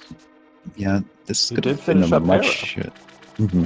This could have been a much harsher situation for him. Yeah. Had the pendant layout been just a little bit different. Pendant or item layout been a little different, since it would have made the potential option of just skipping out of these dungeons after getting all the items more attractive. Oh, and this is interesting. Oh my, Spooty is actually going for the left side first. That's going to give him a bit of an advantage actually, because this is going to be a little quicker for him, because after he finds the Cane of Samaria, he'll know. This is a massive play. I don't think it can be understated how big this decision is. Yeah, this is going to cut a couple of minutes of just rerouting through the dungeon off of Spooty's time here.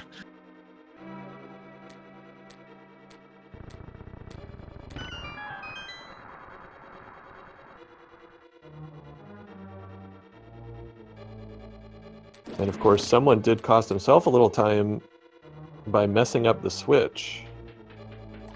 Yep. Having to retrace, so it'll be interesting to see what kind of difference that ends up making.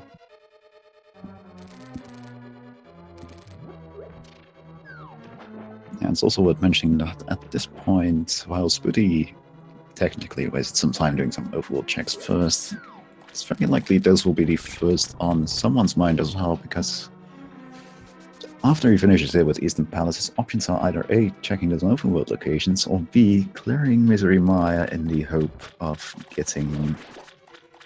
of the pedestal being important. We know the pedestal is important, of course, but he doesn't. And Spooty jumps right down. He is headed to the back. At 1:29:30 seconds or so, he's in go mode. Yeah, pretty much. Like, technically he is still missing the Quake Medallion, but he knows exactly where it is. Exactly. So, for all intents and purposes, he is go. Does not need to check another chest if he doesn't want to.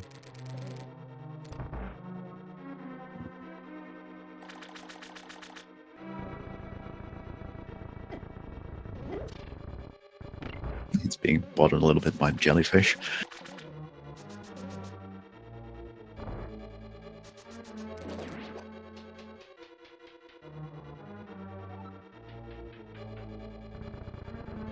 And I don't really see any particular reason for him to even head to the chest to the south. No, there's with the silver arrows and the temple sword already, somebody of Spooty's caliber of play will be fine for Ganon. And not even the waterfall chest, which is right there. So, yep, he has saved himself significant amount of time here. Yeah, all he's interested in now is just finding the items he needs to complete the items within the dungeons themselves to complete them. So just the big keys, pretty much. Yep, and even in the tiny lead in dungeons someone has right now, still lacking the knowledge that all of them must be completed, unless this pedestal check comes right now, and it's not. Now the gap widens. He's only going for the Spike Cave first, which is something Spooty already did earlier. Yep, as you predicted, dude. Going to go ahead and do the overworld checks Spooty already did. That was also a very smooth silver arrow finish on Argus. Very nicely done.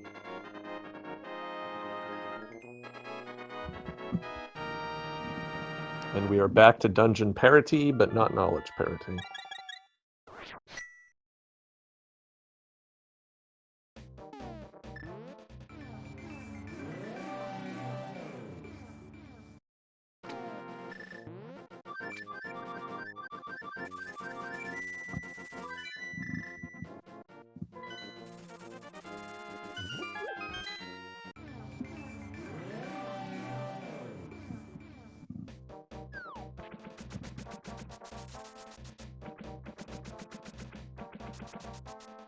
Yep, straight back into Misery Mire. This was SpootyBiscuit. He's already full cleared the rest of the dungeon, so he has the big key in hand already.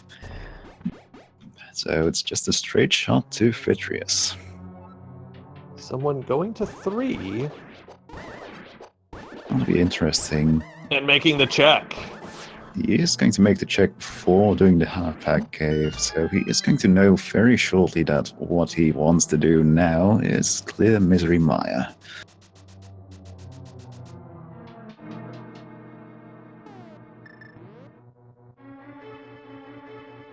An hour and 20 minutes or more between pedestal checks for these two players, and they're only a couple minutes apart. Yeah, this is real close. And it's partly in thanks to how inconveniently located that hammer was in particular. Because that basically forced both of our runs to full clear the seeds before finding it. Yeah. It really did even it out, didn't it? Spooty trying to get his cane block down so he can set up the spooky action. I'm not sure he did. I did not see he was definitely he was definitely generating the dash class. It'll be interesting to see if he actually manages to get it.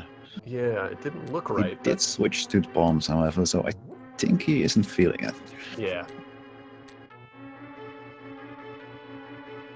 Yep, just gonna abort.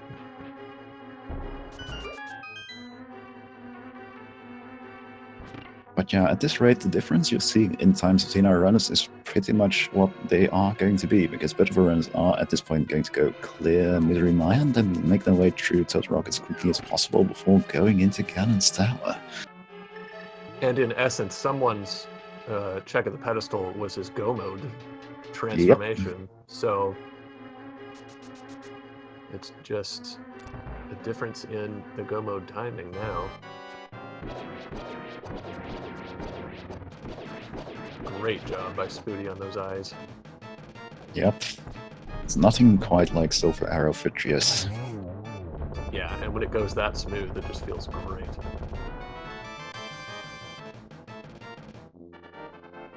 Pendant number 3, we have a pedestal and 1 dungeon to go before we head to Ganon's Tower.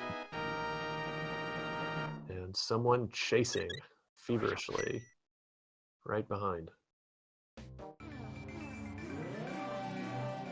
Yep, it's just a flute to tree.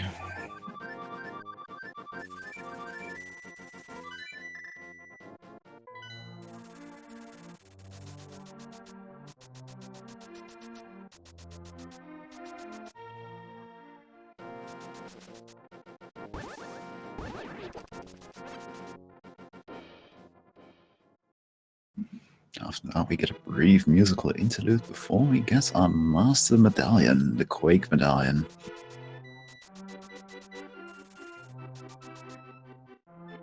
Almost an hour and a half ago we learned about this. And here it is.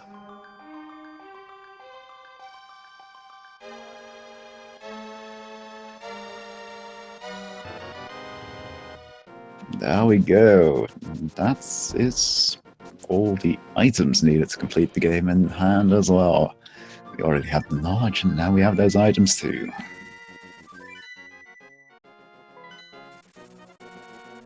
So it is time, finally, to head up to Turtle Rock and complete it. And after that, Ganon's Tower is all that stands between us and victory.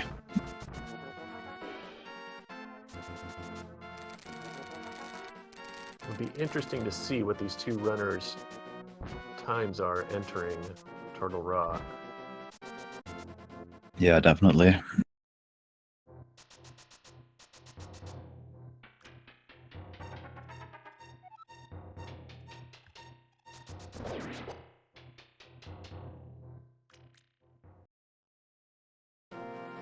Apparently they're currently going just by when they killed the boss, about a minute and a half apart. Yeah, that seems reasonable.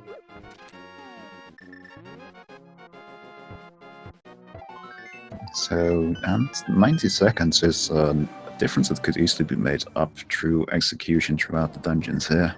It's true. And without a major mistake. And of course, with Ganon's Tower coming up in the near future, we always have the possibility of the starting route through the basement possibly making a difference. True. And you have to think someone will be in the state of mind, having not looked at Pedestal the entire race, that he's going to have to make a play in Ganon's Tower. Mm-hmm.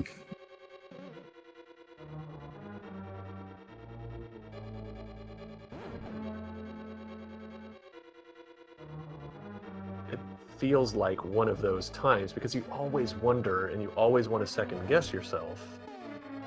Wait, but what if I am ahead and now I'm messing up my winning position? Yeah, exactly. But in a situation like that, where you didn't know for an hour and a half that Quake was on the pedestal and your opponent maybe did, you almost have to feel guaranteed that you're behind. Yeah, this is the point at which you're just constantly looking over at that speedracing.tv room. Yeah. Like, why didn't he finish yet? Why didn't he finish yet? And someone got deadrocked, so certainly the game RNG not helping. Mm-hmm. But ready to make the entrance. And I'm sure chat will let us know what their difference was in entrance times.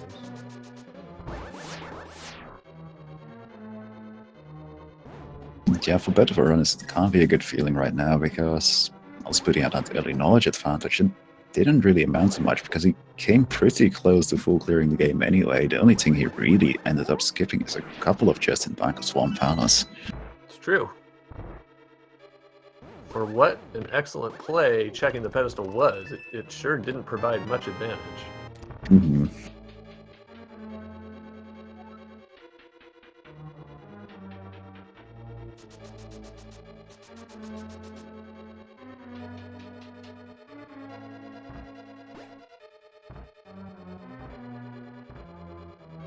Frantic chaps in chat reporting about a 20-second additional difference.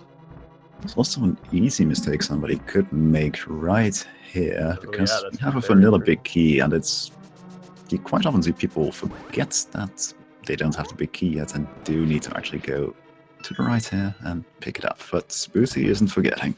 No, and he even avoided the bunny beam. Nicely done.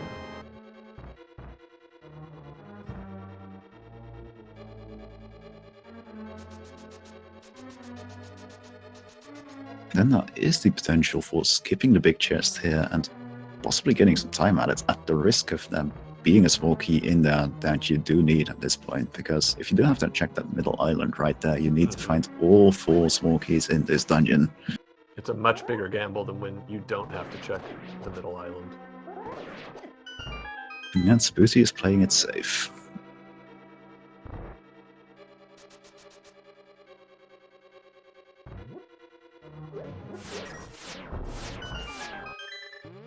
Okay, so he's outside at 140.35.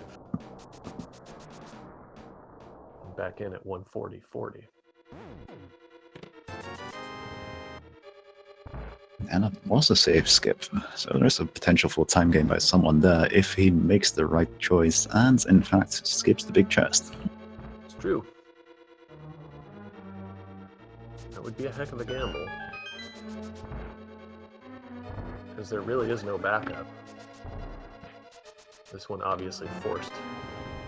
Yep, and we'll also be forced to check the laser bridge. Right.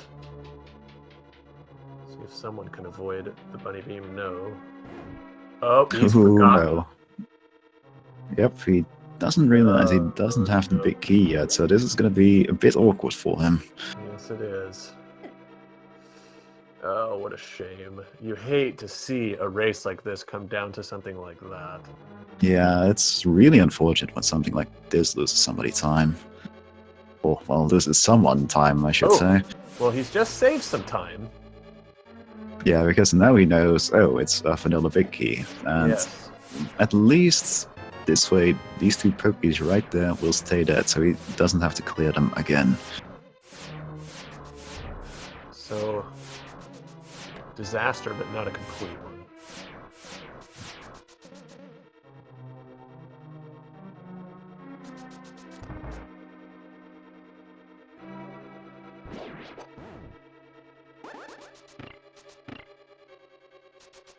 Spooty, though, executing beautifully. Yeah, that was a really nice cane dash. Always wonderful to see somebody pull that off. Now let's see if this has made someone a bit shy about gambling the big chest, and goes ahead and checks it now. Now, I imagine, as you were mentioning earlier, that having just checked the vanilla big key location, that he is going to go for it. And yep, he's heading south. Makes perfect sense. You don't have the spare key in this particular situation. Right.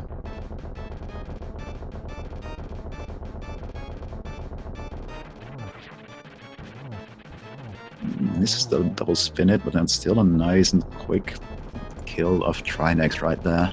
Yeah, if you're going to miss the double spin, that was about as optimal as you could be. And now it is time for, wow, the mirror shield on Trinex. That's kind of funny.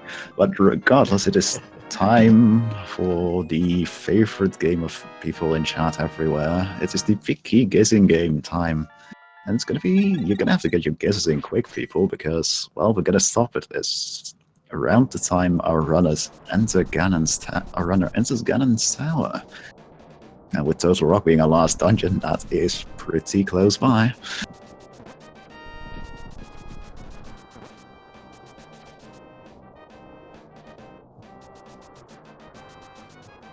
All right. Crystals split apart right at 143.50.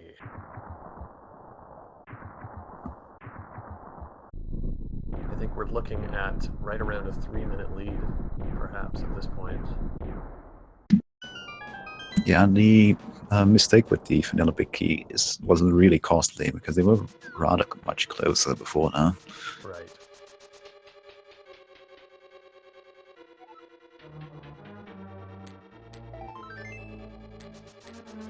Oh, interesting. So if you go right first, there is no chance of going further right. So if someone does want to make a quick right side check, he's gonna have to go to the left first. Yeah, that could be one strategy. That also makes it a much larger potential time gain if he does opt for the so-called Dark Magician strategy. Exactly. Well, assuming, of course, that the big key is in one of those 4 chests on the right side as opposed to somewhere right here. Yeah, certainly adds to the potential, but time will tell. Butter sword.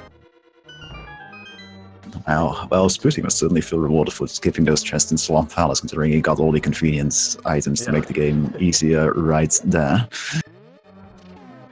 Someone missed the spin altogether, costing a little tiny bit more time.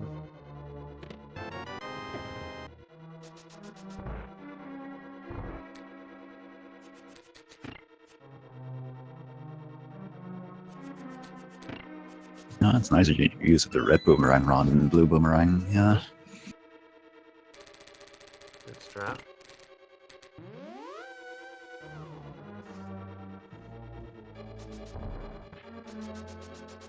All right, someone on the way. Looking like it's going to be about 2.5 minutes. Yeah, give or take.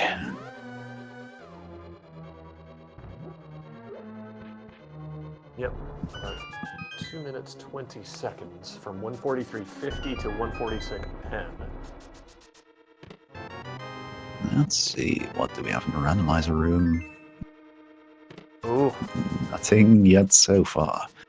well, we have a chance that someone has to go left. And he doesn't.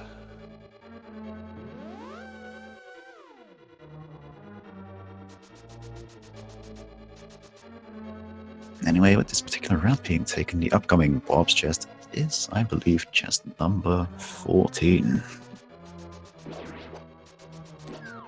That sounds So right far. to me. So 13 chests in so far, with no big key in sight. Oh dear. We're nearing the vanilla location of the big key in Ganon's Tower.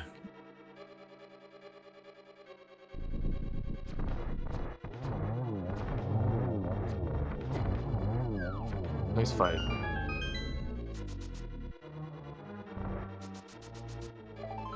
Not the vanilla location, but the vanilla room. Yep, that's pretty close, and I believe that puts it at chest number 17.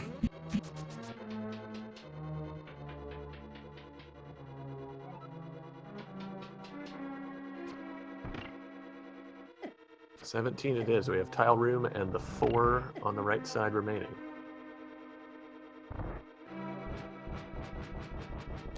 Good job by Kern to get that one. Yep, so one win under the belt.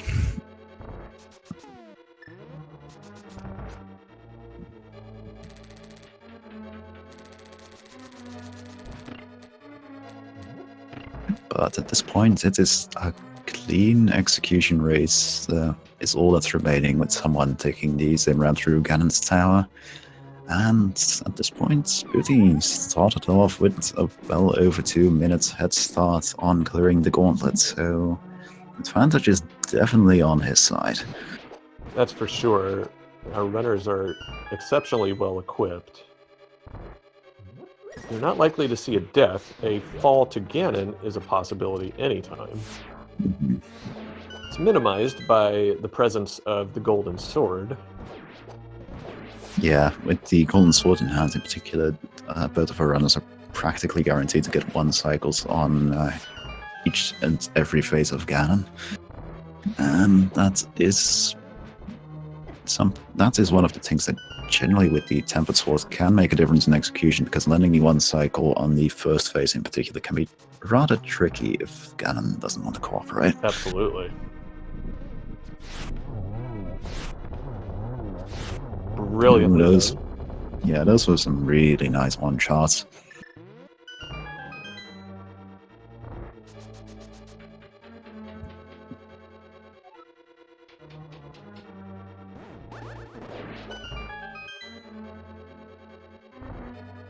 And this is my favorite. This is my favorite segment of Ganon's Tower, where you get to use the Chaos of Mario to just kill things. Blast right through them. There's 2 of the most satisfying rooms to do quickly.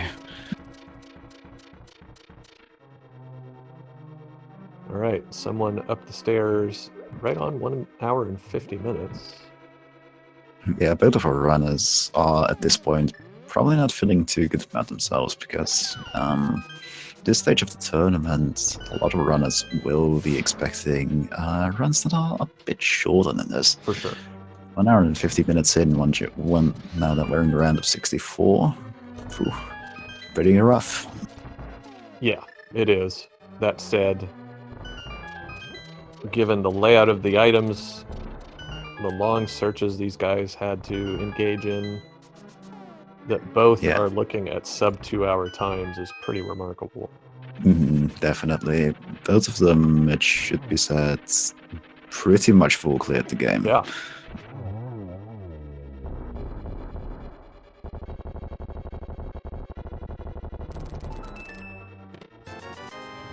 And 20 rupees is the final item we find in the game before completion. As a nod to chat, I guess, because I can't think of any particular reason to check that chest.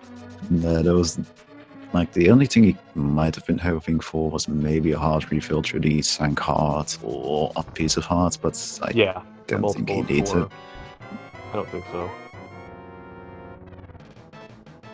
This is a relatively good pattern. Oh, yes! That's a nice triple. That was beautiful, and we have another opportunity. Oh, it just gets the angle on the rightmost. Yeah, but if you can get a double now, it's still... No. Oh, well. Here it is. There we go. Four phases or 4 cycles for Aghanim 2 it's nothing to sneeze at. No. 3, 1, The minimum 1, 1. with with the blue ball on the second cycle would have been 3 cycles, but close enough. It was very good.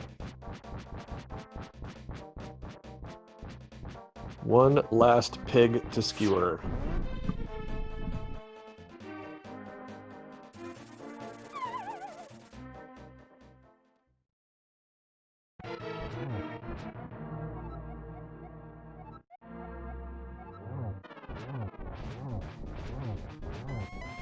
First cycle done. Yep, second cycle, same story here. Done. He is taking a couple of hits though now, but I think he got enough hits in for the cycle to be over with, so it's just a case of dodging these bats. And Ganon himself. Dodging Ganon, yes! Oh man, 2.5. Has to be exceedingly careful now. He can take a hit from a bat, but if he runs into Ganon himself, he will actually die, and that could be and as you can see on someone's side of things, that could make a difference here. It could. As someone makes quick work of Moldorm 2. Final phase, however, for SpootyBiscuit. 1 shot out of 4. Doesn't get the torch glitch, doesn't matter. Yeah, with the silver arrows, the torch glitch is barely worth the trouble because... Chance for a double, and pulls it off! There we go. That SpootyBiscuit has defeated Ganon, and he's far enough down that he shouldn't have any trouble falling down before making it through the door.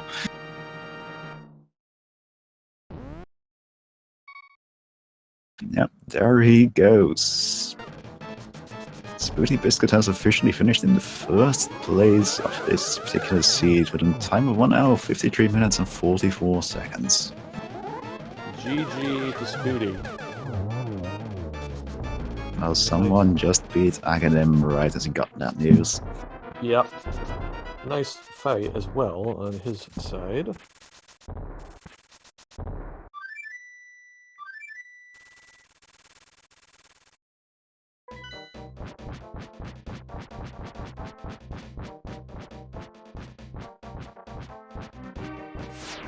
All right, and we'll let someone go ahead and finish up here before we start our end of game festivities. Yeah, exactly. With how close this is, we might as well get them both in at the same time for the interview. Yeah. It's not going to be more than a few minutes difference. Someone going for the full Ganon destruction. Yeah, taking out his frustration at this particular seat and the unfortunate loss he had to face on Ganon here. Can't say I blame him.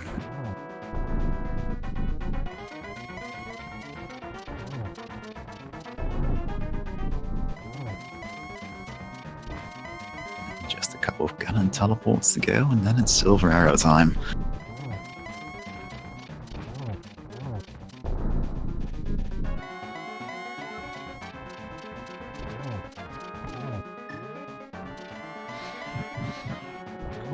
That was nice. Ooh, just missed it. Almost, but there's the final shot. That was very nice use of. That was a very nice use of freezing Ganon in the middle of the teleport to set up for a potential triple there. Yep.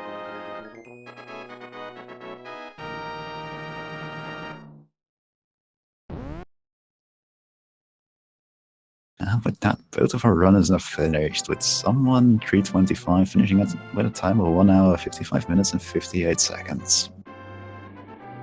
The invites have been sent, and one of our runners is actually already right in here with us today. But the other runner has also just joined the channel. We've got both someone and Spooty in here. GG's to both you guys. GG's. Yeah, GG's. My first pedestal seed for the tournament thus far. Yeah, you two, someone? I think it's my second. Your second one. Wow. The first one I actually checked pedestal in a reasonable time. Well, it's funny you mentioned that, because your 2 pedestal checks are about an hour and 20 minutes apart from each other. Yeah. Yeah, it was Spooty checking the pedestal was one of the first things done during that first trip through the Lost Woods. Well, for someone, it was one of the very final things he did. One of the only other things remaining at that point being the hammer pegs. Yeah, he was telling me that, and yeah, I'm glad I checked the pedestal. Like, I mean, it kind of worked out like both for and against me, because like, you know, it made me like, normally I probably would have skipped Super Bunny Cave, like bunny walking into Super Bunny Cave, but since I wanted to check Turtle Rock to see if it wanted Quake, I did that early, and then it just took me forever to get back to Hookshot Cave and find the mirror. So, you know, it certainly helped in the end game when, you know, as soon as I found the Canyon Swamp, I'm like, oh, okay, well, that's it. You know, just go on from here. Yeah, but it could have definitely made more of a difference in this particular seed, because in the end, finding the items to be able to even clear all those pendant dungeons took pretty much full clearing most of the game. Exactly, and I mean, Spooty, I have to think maybe your heart skipped a beat when you found the cape in the Super Bunny Cave and thought, oh, that could be a big deal, potentially. Of course, it didn't turn out to be anything for you. Yeah, I was... it's a little, because, yeah, as of yet, I hadn't found Moon Pearl yet, and it's like, you know, in my experience, if you get early, like, Master Sword and Cave, it's very often an Aghanim seed. I'm like, oh, well, I don't think Super Bunnying into Super Bunny Cave is in the logic. I'm not sure. No logic. I'm pretty sure. No, it's not. No, So I had to think about that for a little bit. But still, you know, Aghanim was kind of in the mind. You know, it still kind of got me thinking Aghanim, because it's like, I have Master Sword, I have Cape, even if it's not in the logic, and I'm still missing Moon Pearl, and I'm down to just like Eastern and Sarashwala, which thankfully I checked Sarashwala before Eastern, because that would have been messy otherwise. But True. Speaking of logic, so you either had a double dip pod non-logic or double dip Ice Palace in logic? Yeah, did you really? Like, I wasn't completely certain about that. Like, there was definitely one small key on the right side, but I'm not certain, due to the fact that you didn't have the... Due to the fact that the hammer was locked in the back of Planet of Darkness, I think it might have been fine either way. Yeah, the hammer was available logically without the bow, with the key setup we had. Yeah. Well, can't you waste a key on Helmasaur's door? Not without the bow. Oh, right. Yeah, you're right. You'd need the bow and the hammer to be able to do that. Alright. But yeah, it was definitely something that threw me for a loop for a bit as well, because when you found the big key and the small key on the right side after using the potion glitch, well, for both of you, I was wondering for a little bit whether there was actually a scenario there where the back side of Palace of Darkness was potentially locked behind having the hammer, but I don't think it was in the end. Alright, well, that's good to keep in mind. Yeah, and boy, what a hunt for that hammer it was, you guys. Yeah, I kind of went in with like with the mentality that I'm gonna kind of take the same approach as I have up to this point in the brackets of just kind of being fairly thorough, making sure I exhaust options and trying to avoid double dips into dungeons, and it paid off in some ways and not so much in others. I mean, the way it most backfired was again, finding the mirror so late in Hookshot Cave, and then it's like, well, I already walked all these routes, but now there's all these mirror locations that I have to go back and check again. So I didn't really double dip many dungeons, but I certainly double dipped a whole lot of like overworld routes. Right. Yeah. And with I found the mirror like not too late, but it was still late enough that I had to do some awkward routing to check mirror locations.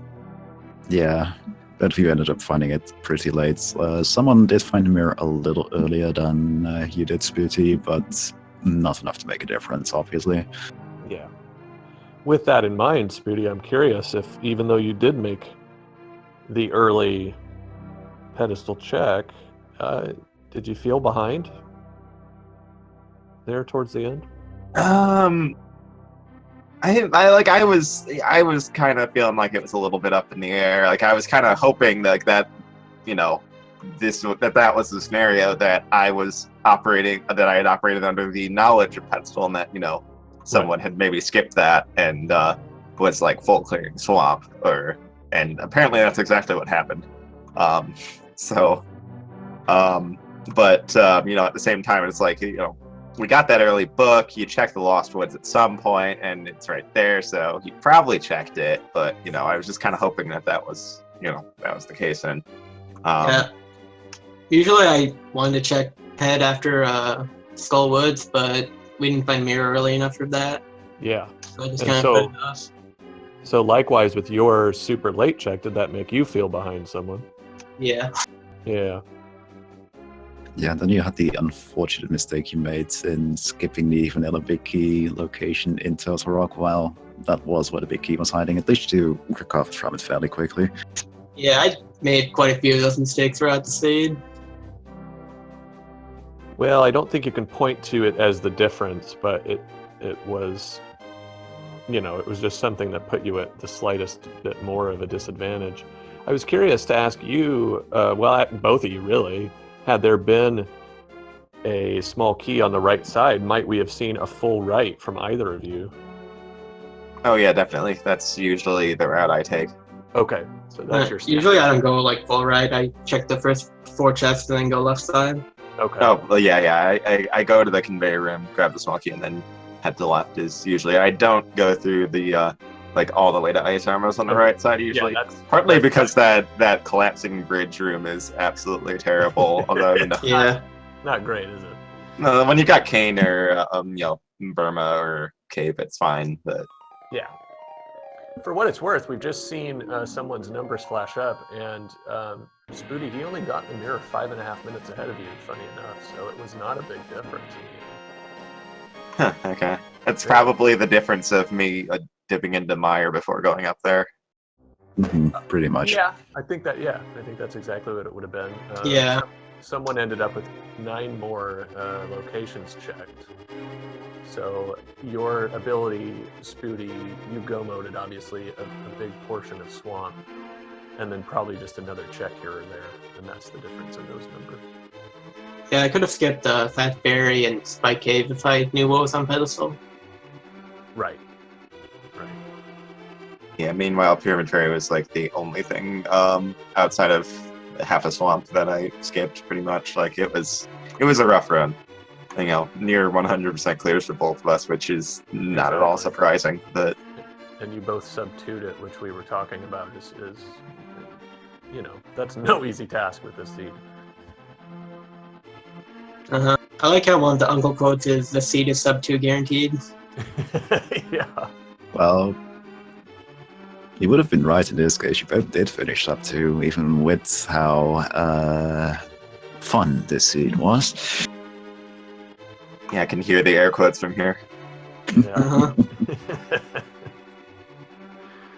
Well, someone, you had a good run in the tournament. Do you have any thoughts on the experience you'd like to share? That was fun. I would definitely do it again. Probably, yeah, I'll continue doing these kind of tournaments in the future. That's good to hear. Spooty, you're looking forward to facing Glowin in the next round. What are your thoughts on that matchup? I know I'm gonna have to get more practice in because Yeah. as for the most part, as you go through the bracket, it's only gonna get harder. And yeah, we're coming into this is top 32 now, right? So Yeah.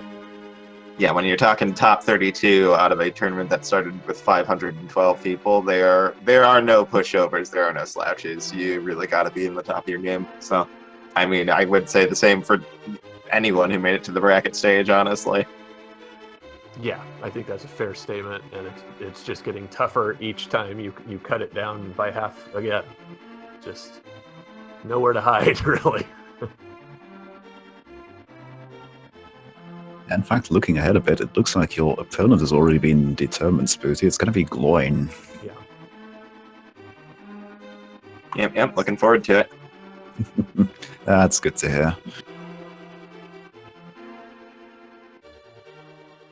Anyway, I think that about covers everything we're doing here so far. There should be another Links to the Past randomizer race starting shortly over on Speed Gaming 2 between Yagamot and Gerdo. So that's going to be a fun watch, I imagine. Sure will. That'll be an excellent match, I imagine. We also have finishing up on Speed Gaming currently. GamerCal versus Smite. I believe that is the first game of their second round match. Yep, that would be correct. And in addition, since I haven't actually mentioned that before now, I would like to give everybody, well, please give a follow to our runners. They put on a wonderful show for us this season. They're both worth a follow, and because, well, they play plenty of Randomizer and they play plenty of other fun games. That's right, and we also don't want to forget our wonderful tracker, Raspberry Floof, who kept all those things organized as both these runners went here and there and everywhere. Very well done, and we appreciate her. Yep, and with that, I've been the Dudes, and it's been a pleasure, everybody. And this has been Justin Z. So long, everybody.